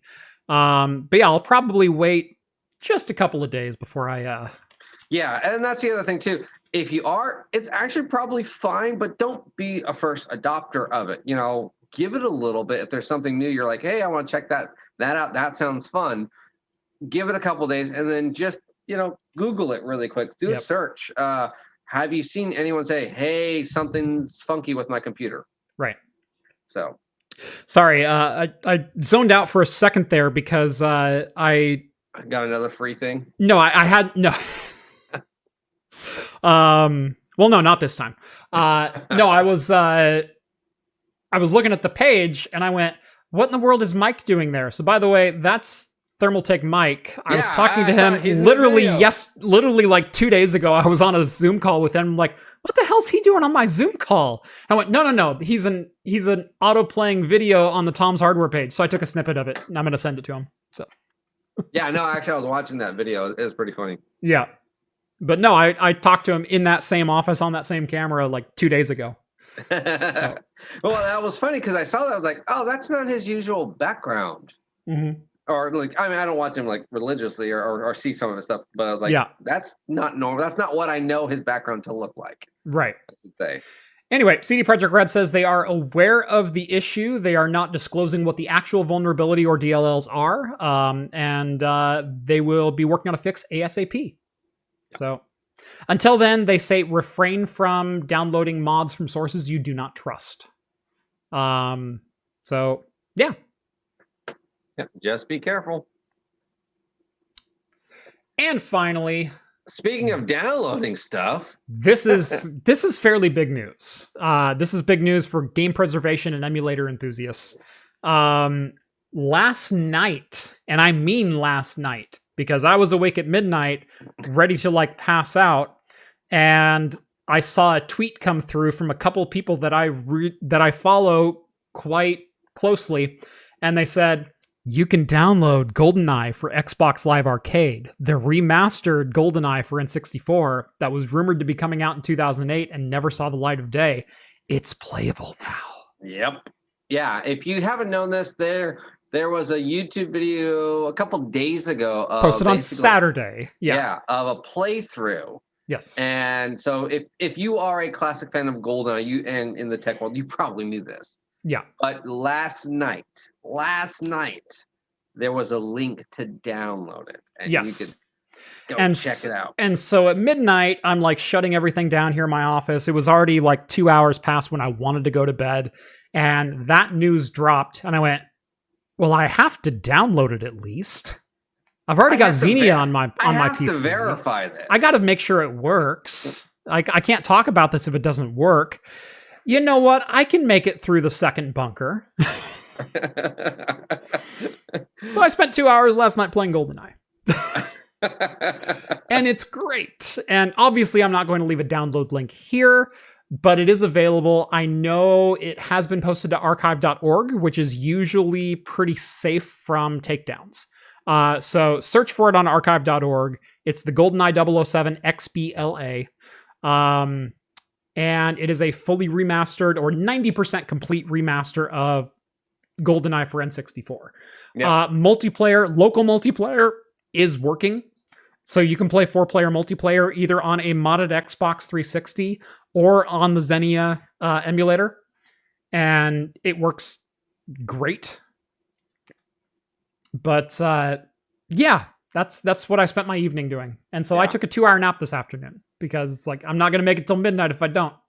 Yeah, no, if you want to see the video too, just check out the link. The link has the video in it. It is just smooth. It looks obviously great. It looks fantastic. If you've known what it looks like beforehand. It doesn't feel like GoldenEye because it's not running at 18 frames per second. I know. You're just like, it's 60 frames per second, almost locked the entire time, and just silky smooth. It's too smooth is the problem. And yeah, there's a really cool button press in it as well. If you hit the right shoulder button, it'll jump back and forth between the new textures and the old textures. Oh, that's cool. And so you can play it with full widescreen support in the old texture mode. And so if you really want to go for that nostalgia touch, but I will say, playing it with the new textures, it plays identically to how it played on the Nintendo 64 if you had an aim stick instead of C buttons. And it's great. It's wonderful. So does the AK-47 still look like a pencil though? Yes, it does. The sniper rifle still has the bolt on the wrong side. Like it is so bad in so many different ways. But it's so bad that it's good. Right. Yeah, it's a left-handed sniper rifle that you're holding in your right hand with a left-handed bolt on it. And yeah, it's ridiculous. It's Russian modified. What are you talking about? That's how they did it. Yeah. Parsec GoldenEye when? That could be fun. That would be fun. I might have to host a multiplayer game. But if you want to be part of that, you got to join the secret Patreon. Yes. Andrew, $5 donation. Thank you. He's Mr. Green Protagonist over on the Discords. And Parsec GoldenEye when? I think you just made that happen, sir. Yep. Because, yeah, that could be a lot of fun. Now, right now, the local multiplayer is working, so we'd have to jump on one machine running the Xenia app. But there were rumors that some people are trying to get the System Link multiplayer working. This was never going to have XBLA support, but it was going to have System Link support. If they were trying to... I don't know if they'll allow for more than 4 players, but if we can get a 16-player GoldenEye LAN going, oh my god. Oh, that would be so much fun. Right? All right. I do wonder, did they fix the odd job cheat? I hope they didn't, because I know, because I'm going to be odd job. I know you are, because you're a little... Yeah, exactly. You're always that little bit shorter, so they're like, yeah, bullet one right. The auto aim just shoots right over the head. Yep. I'm like, nope, too bad. Haha, suckers.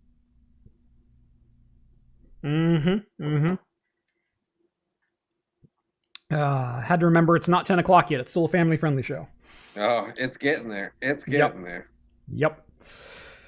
So yeah, if you've ever wanted to check out the lost remaster of GoldenEye from 1997, it's now available for download wherever your favorite leaked source software can be found. It's going to be a LAN only set because it was either System Link or local multiplayer. Those are the two options. And at the moment, System Link is not working, even on modded Xboxes. But this is all very recent. This literally dropped 18 hours ago. Yeah. And so there is a team already devoted to getting System Link working. Like, man, if they can get that working, and if the code is there for more than 4-player multiplayer, holy crap.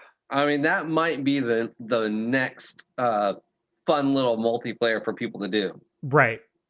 Of just internal parties. Yeah. 18 players of just, how many Discords would be doing that? How many Twitch channels? Oh, that's a Twitch show right there. I know. Yeah. No, if this happens, and if System Link is now supported, I will host a 16-player GoldenEye LAN party on Parsec now, for my Discord peeps. Yeah. That would be it'd be fun to do is if you could then record that, and then that's a perk video. Mm-hmm. That would be a fun video too.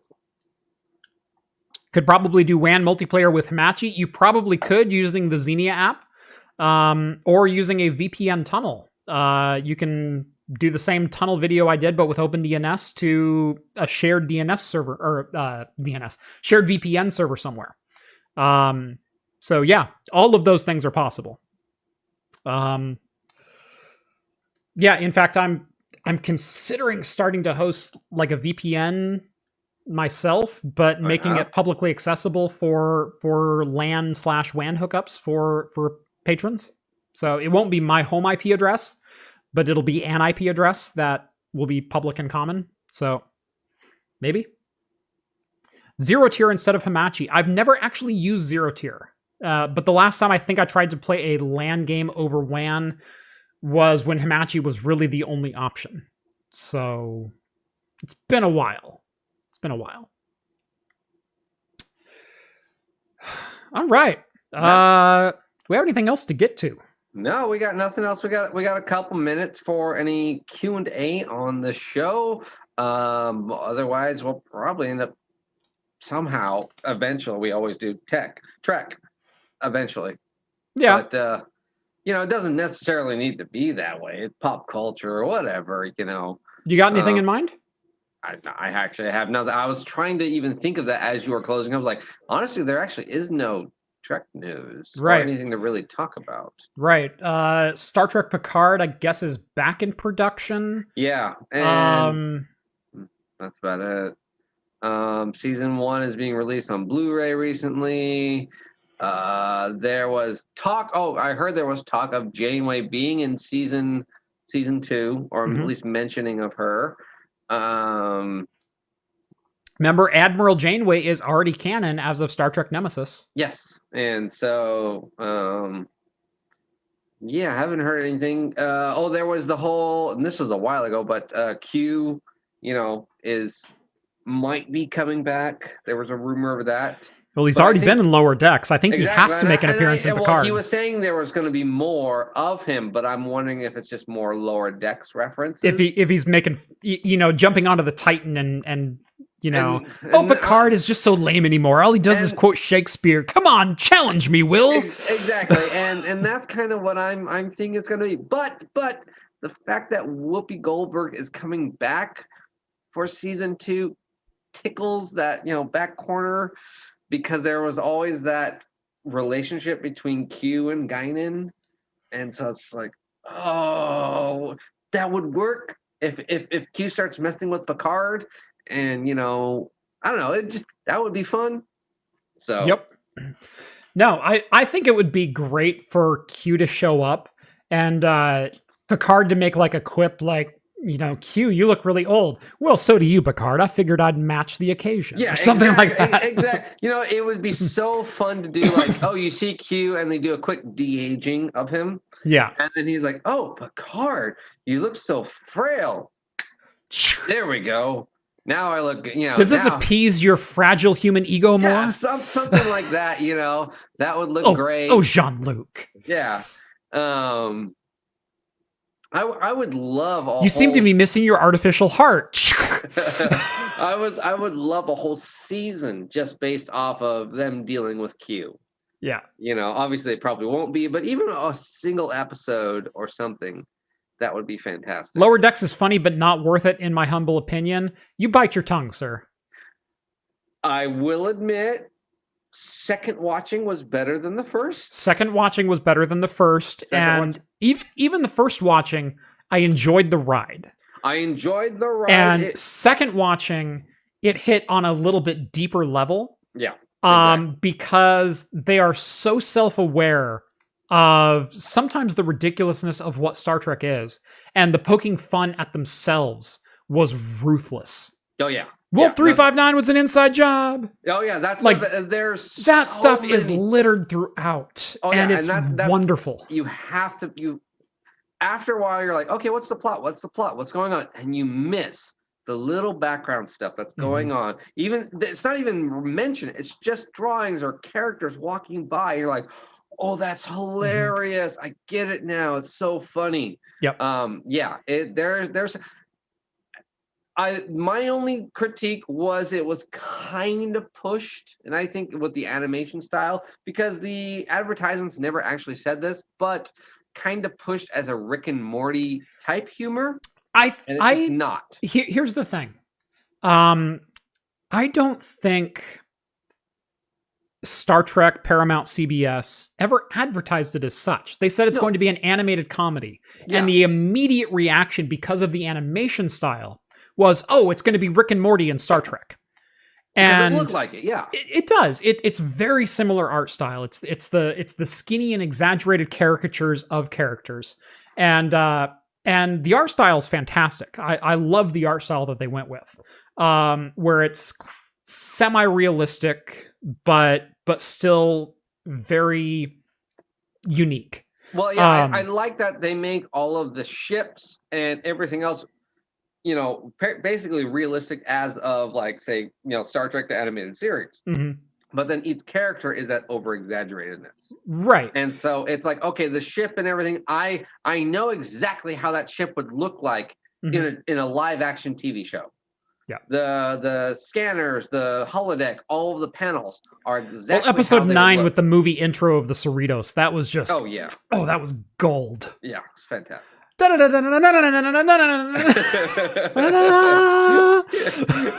I mean that was even the best part too. Like, they even made fun of the movies and everything, and how this is how simple the movie is, and I just have to do this, and the antagonist is going to do this, and the hero shows up now.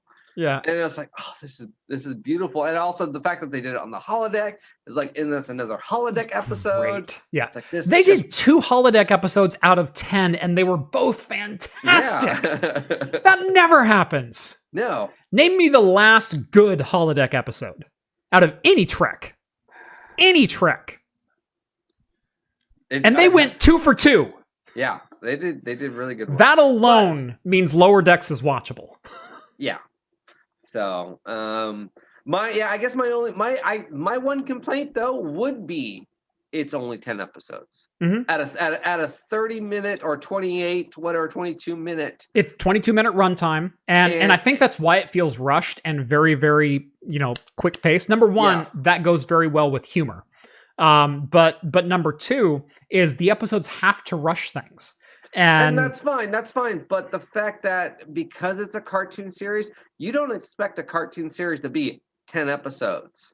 I think most cartoon series when they launch are only 10 episodes. Rick and Morty season, all the Rick and Morty seasons are only 10 episodes. I guess growing up, like the Futurama, the Simpsons, the South Park. So you get go back and look episodes. At Futurama episode 1 or series 1. Yeah, but then what season 1? Go look at season 1. I think that's even like 14 or 15. 12. You got 12. Oh, is it? Yep. So you got 2 more, and that's it. See, animated shows get a much shorter leash, and they produced an entire season, and within the third episode, they were already 13 episodes. Okay, yeah, But still, yeah. but still 13. It wasn't 22 or 25. Yeah. It was 13. And so I'm expecting 20 to 25 episodes for Lower Deck season 2 because it was such a success. So season 2 of Futurama was 20. So yeah. So I'm expecting a similar leap out of Lower Decks. So if it did that, very understandable. Then I'm like, okay, I'm fine with it. I don't know. 10's, yeah, I guess Rick and Morty.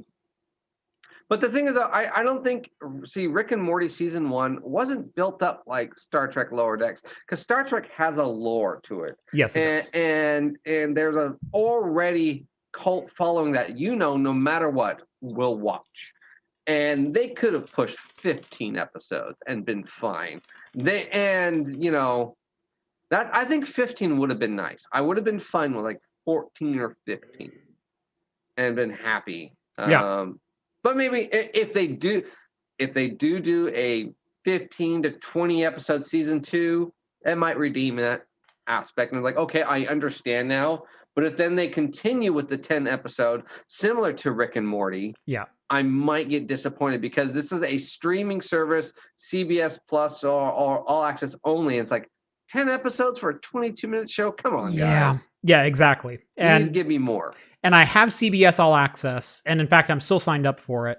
I've been on it for a year, and that's the main goal of CBS All Access, and why they have Star Trek streaming exclusively via All Access is because they want people to sign up for their service. Yeah, and then forget they have it and go 3 years later, oh, I've been paying $8 a month for this to get 10 episodes that I watched once and never again. But I think that's the problem is currently right now there's too big of a gap between everything and an animated short series that is 22 minutes versus the other Star Treks, which I understand have a much larger budget and graphics, and so you have to make them 8 to 10 episodes, because they're essentially an hour-long. Modern TV shows now like that are 50-minute long movies. I mean, the amount of graphics that go into it. Although is just insane. we both had criticisms about Star Trek Picard that we felt like it should have been a 6-episode miniseries, not a 10-episode series. Yeah, that's true. And where it was good, but it was way too drawn out in some spots, and there were a couple of episodes I could have just done completely without. But see, that's the thing. I think they could have still been fine with 10 episodes if they did like 2 or 3 individual storylines of like, look, this is a one and done episode. Here's a point, here's the start, stop, and then carried on and went to another, we got to go back to the main storyline. Right. It was 10 episodes of one story. And that's what made it season felt drawn out, to where if they just did, hey, here's 2 episodes where it's a one and done with, hey, okay, we need 7 of 9. Okay, but we need 7. She needs help with this. Right. That's the end of one episode. The next episode is just them doing that one thing, getting her little story, her little arc. Okay, and now we got her. I did like bringing her back in episodes 7 through 10 and having her go through the Borg Queen assimilation and everything. Like, that was all fantastic, and I think that's all fits very well within the main story arc. But there was the Raffi's son thing. Like, there was some character development that they were really trying to do and tug at heartstrings. And I just watched it going, I just wasted 20 minutes because I don't understand anything about Raffi, that her sitting there smoking snake oil in episode 2 for 30 seconds didn't already tell me about her character. Yeah. And so they did really good writing in so many scenes. And then they spent 20 minutes drawing out what they already did with 5 seconds of airtime. And that was, I think, my main criticism of Picard. I thought overall it was a very good show. Yeah. Oh, yeah. And the ending scene with Data, like, I cried. I legit started welling up just a little bit. That was a great ending. So my problem, I thought it should have ended there. That's the thing. I thought it should have ended there. Mm-hmm. And the idea that they went with the whole golem thing. Yeah, they could have wrote that. That felt like, we don't know how this is supposed to end, and we're already shooting episode 7. Right. How do we end this? Right. Okay. And I will say the Nepenthe thing was a late addition to the shooting schedule. They weren't originally scheduled to bring Riker and Troy in and do the whole Nepenthe episode. Like that was like a late written. Yeah, we need to figure out some way to integrate some older characters. But see, hey, I know that felt better doing that because it felt like it wasn't part. It felt like most of that episode felt like good character development because of Picard's history with children. Troy has never had a better set of scenes than she had in Nepenthe. So never. They never developed her character more. No. In the series. Yeah. Movie, she was a badass. The bar scene in we started shooting something called tequila. Yeah. Best scene was like, oh, that's a therapist I can get along with. Yeah. Yes. Yeah, that's the Troy Riker fell in love with. Yeah.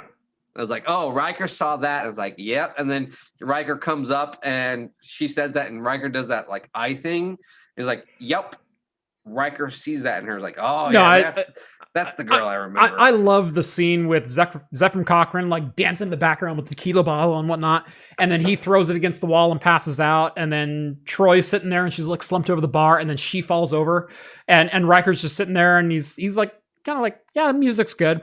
And then she falls over and he looks at her and goes, yeah. That's great. Yeah, no, that was great. That was great, Troy, right there. Yeah, but no, during TNG proper, Troy had very little character development, very little like, why are you here? I think he's lying, Captain. Like, I can't tell. Yeah, I know. Let's eat some chocolate ice cream. she has a chair on the bridge, and Picard will glance over to her, and she goes, I don't know. I sense something odd. His intentions seem genuine. But I can't tell. She has so many great one-liners that are just absolutely dreadful. I mean, how many species did they run into where they're like, oh, empaths can't read me. Right. Oh, you're useless. Yep. You know. Why don't you just go sit in the corner, counselor? Yeah. Well, then there was that whole episode where they had to figure out where she loses her powers, and she's like, am I still a good counselor? And that was a whole like, this is a horrible episode. Yeah. But no, her scenes in Picard on Nepenthe were fantastic. And I never thought I would say that about an episode with Troy in it as a primary character, because as good of an actor as Marina Sirtis is, she was given some pretty shite scripts. Yeah. In the majority of Star Trek. She was brought into the series for just her looks. Right. She totally was. You know, it really wasn't. And I even think it was first contact, like from what I remember the story. They finally put a uniform on her, and she looked better than she had ever looked before. Oh, yeah. Like, but holy I think crap. She actually fought pretty hard for that bar scene. Yeah. Yeah. If I remember, because she's like, no, you do not cut this out. And like, this is the first like character I finally get to be a character. Let me be a character. Exactly. Right. Well, it was John who was the director for that, so he was like, yeah, go ahead, do it. So yes. We literally like had nothing Star Trek to talk about, and we were like, let's just make something up. Yeah. There we go. No, DS9, no comments. Can I ban him? Do I have the power to ban him? I already said. No, ban him. Yeah. No, it doesn't count. The worst Star Trek was DS9. No. And I agree with John, and John and I agree to disagree, but we have TNG DS9 1A and 1B. Yeah. And we're just on opposite sides of the fence. All other Treks, I think, subside to those. Oh yeah, side to those. I think we're pretty much we agree on all of it. Right. But those two, and it's not hard. I agree with everything you're saying. And I agree with most of what you're saying. Yeah, exactly. But you're wrong. And I'm right. Right. And from the other chair, the chair here on the space station. I feel the same way. You don't have a chair. You have a tiny desk that no one remembers. There's one episode about it. How many times is it talked about the chair, the captain's chair? Do you want to sit on the captain's chair? How does it feel to sit on the captain's chair? You want to take a picture. Episode 1, they talked about the Cardassian lore about looking up to the glorious leader all the time from Ops. Yes. And then what did he say? He's like, I don't like Cisco's like, I don't like that. Yeah. I don't like that. But what kind of captain was Cisco? Dick. It's past 10. But it was past tense. I noticed just about every other Star Trek captain has lore about them becoming an admiral, except Cisco. Well, he died. Right. Well, I guess he didn't die. He went to the Celestial Temple. Right. Which he said eventually he'll come back and who knows, blah, blah, blah. Blah, blah, blah, yeah. Something Bajoran, something prophets. We don't even know if technically DS9 is real. Could all be in his head, written in a book. Yep. So, but it was one thing. I don't think we ever released that image. We were at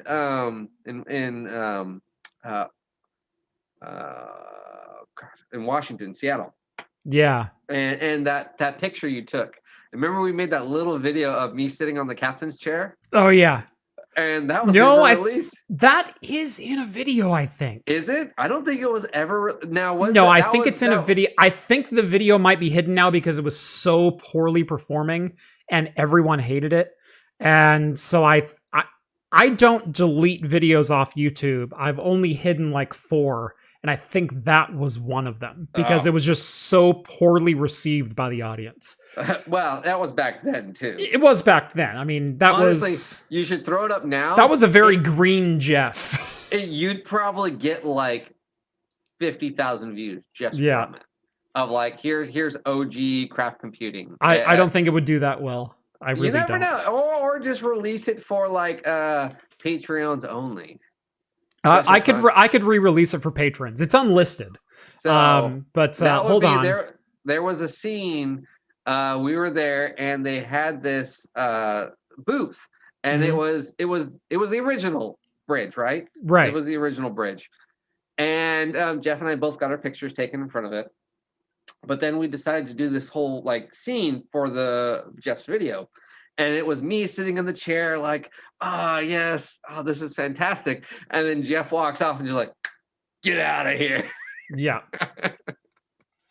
Let's see. Yeah, we only ever produced 2 videos for PAX. Oh God, it's horrible. Is it? I'm looking at it now. Oh, it probably is.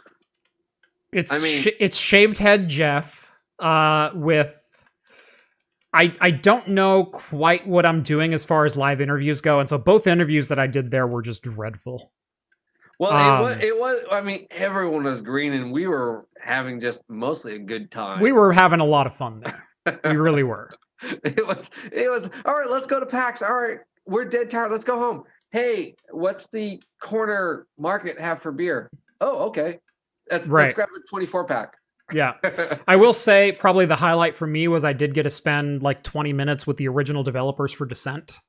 Because they were releasing really Overload. Cool. Yeah, and that was freaking cool. Yeah, because it was very funny because when you did that, they lit up and they're like, oh, you want to talk Descent? Right. And they lit up, and what was funny is I sat down and with the controller, and they're like, "Wow, you really know your way around." Kind of and I'm like, "Yeah, I've taken out a couple droids a couple mining bots in my time," and I told them, "Yeah, I used to play on just a keyboard, and I had it perfectly mapped where I could drive that thing like a sewing machine, and that's how I spent my childhood was playing Descent with a keyboard and."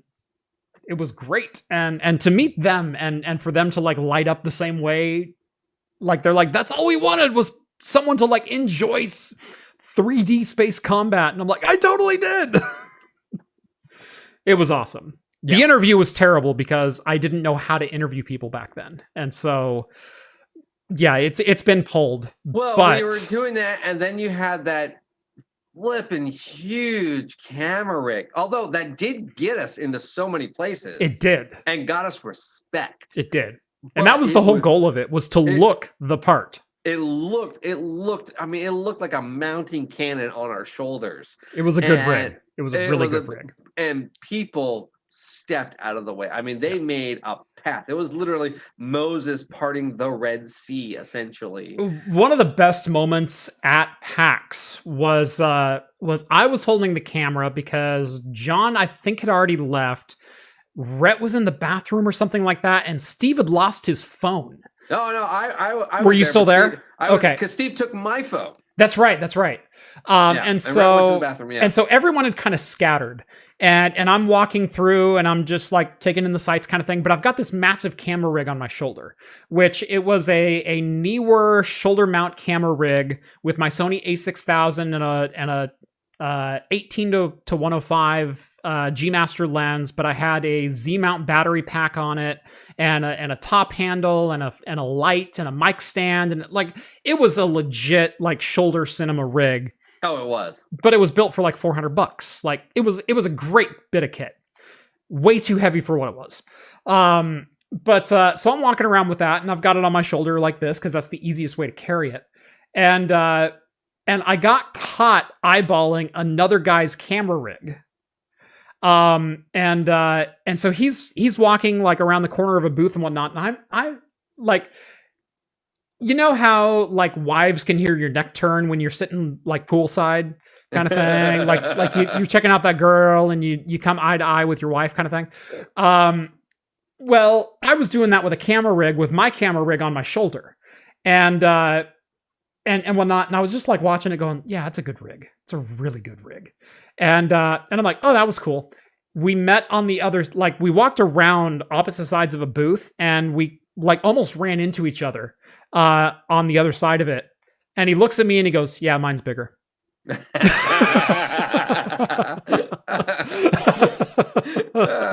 Like he funny. Felt it. Yeah. He felt it. No, really he had a Sony FS9 with a full shoulder mount, and he had the 28-105 cinema lens and everything else, and like a trailer behind him. Like, oh yeah, it was a legit rig. No, but I mean, like, and I was so gushing over it. Well, I mean, but we were there, and we'd go to booths, and people were like, "Who are you? What are you?" And you only had what, 70,000 subs at that time? 50, 60, yeah, somewhere right in that range. Right in there. And so no one technically like, who, what are you? Right. Whatever. I'm not saying everyone's going to know you now, but still, you know what I mean? Yeah. It 200K opens some doors. It really does. Open some doors. And so back then it was like, okay, I gotta wait my turn. I gotta pay the piper. I gotta touch the rings of the kings.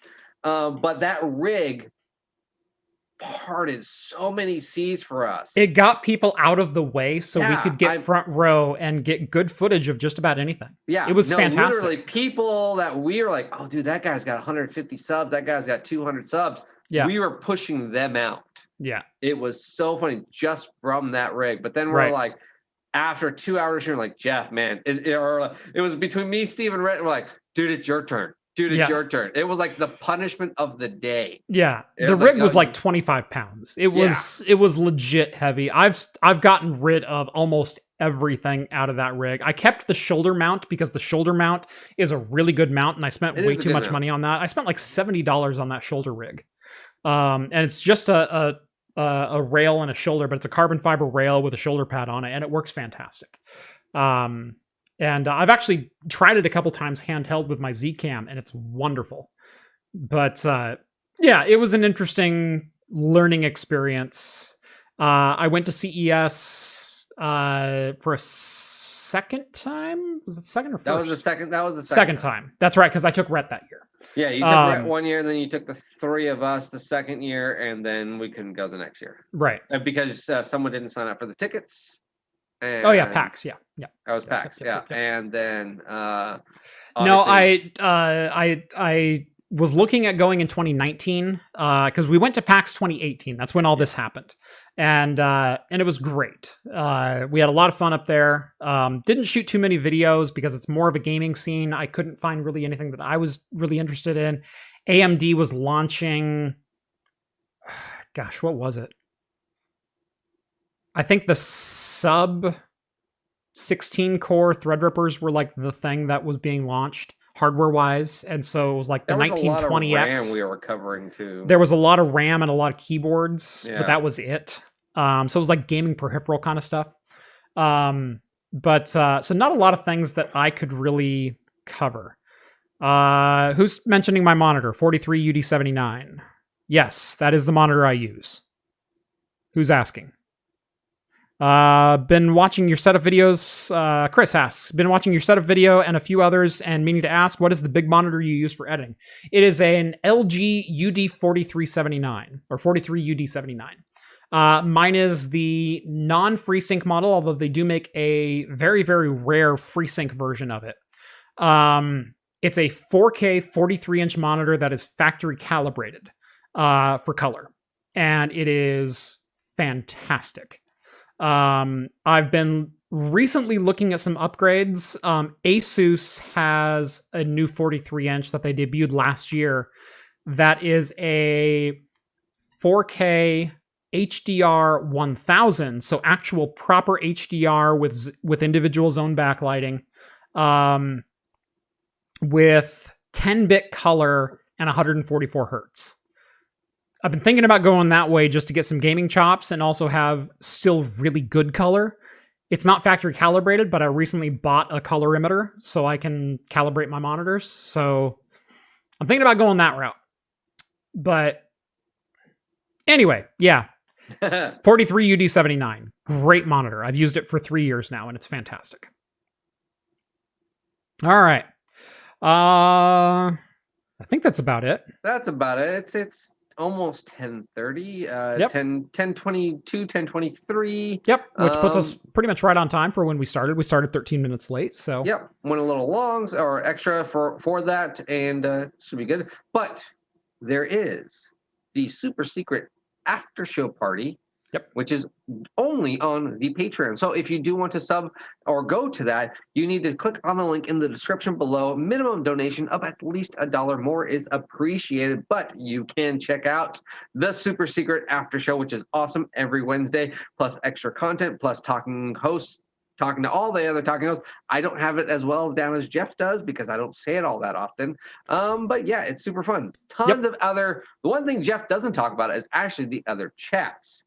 And there are so many other chats in there, and the community in there is actually probably one of the best Discord communities you will ever go in there. And I do have to give a shout out to the mods in there. Those guys work their butts off, and they are fantastic. Well, the thing is, mods. they don't have to work their butts off because everyone's freaking awesome. But yeah, exactly. So it's not even that hard, but they do work, and they are fantastic mods. And that's the community in there is a fantastic community. I just wanted to give a shout out to the mods because they don't get enough love. Yeah, no, thank you to the mods. They work tirelessly and for $0. And in fact, they pay me to be mods and send me liquor. Yeah, so that's kind of they're wild. freaking fantastic. I love you all. You all do a fantastic job. But yeah, now there was one thing I wanted to say. Epic commented, the human eye cannot perceive more than 145 frames per second. We've been saying the same thing since 30, and then we said the same thing at 60, and then we said the same thing at 90, and now we're saying the same thing at 144. I've seen a 360 hertz monitor directly against a 240, directly against a 144. Yes, you can. There is a difference. There is a noticeable and quantifiable difference between the two. And we've done testing in those suites where there is a quantifiable and measurable difference in response time from the person to what is being shown on screen. I've seen it. I've experienced it. It's real. So yes, the faster your response rate, guess what? Your brain is way faster than you think it is. Fastest processor around. That's right. Anyway, join the float plane, join the Patreon. Thank you all so much for watching this on episode 169. Nice. Of Talking Heads. Join us every Wednesday night at 8 p.m. Pacific time for the latest in beer and tech news. Hit me up on the Discord. I'm there pretty much all the time because I sit at my desk doing a lot of various things, and Discord is never off. Yep. So if you want to chat with me, me, myself, and I, as well as John, Rhett, and Steve, and He all of messed the it up. Yes. I did, and all of the hosts, and all of the You already said God, it. You already said it. and all of the other awesome community over there. There you Please go. jump in. It is a fantastic community. To all my Patreon and Floatplane peeps, I will be in the after show here in about 5 minutes, but right now I have to pee like a racehorse. Me too. I'm like, So- shut up. I don't care about hertz on a monitor. Shut up. Just let me go pee. Thank you so much for watching, and as always, we will see you next week. See you Later, guys. all.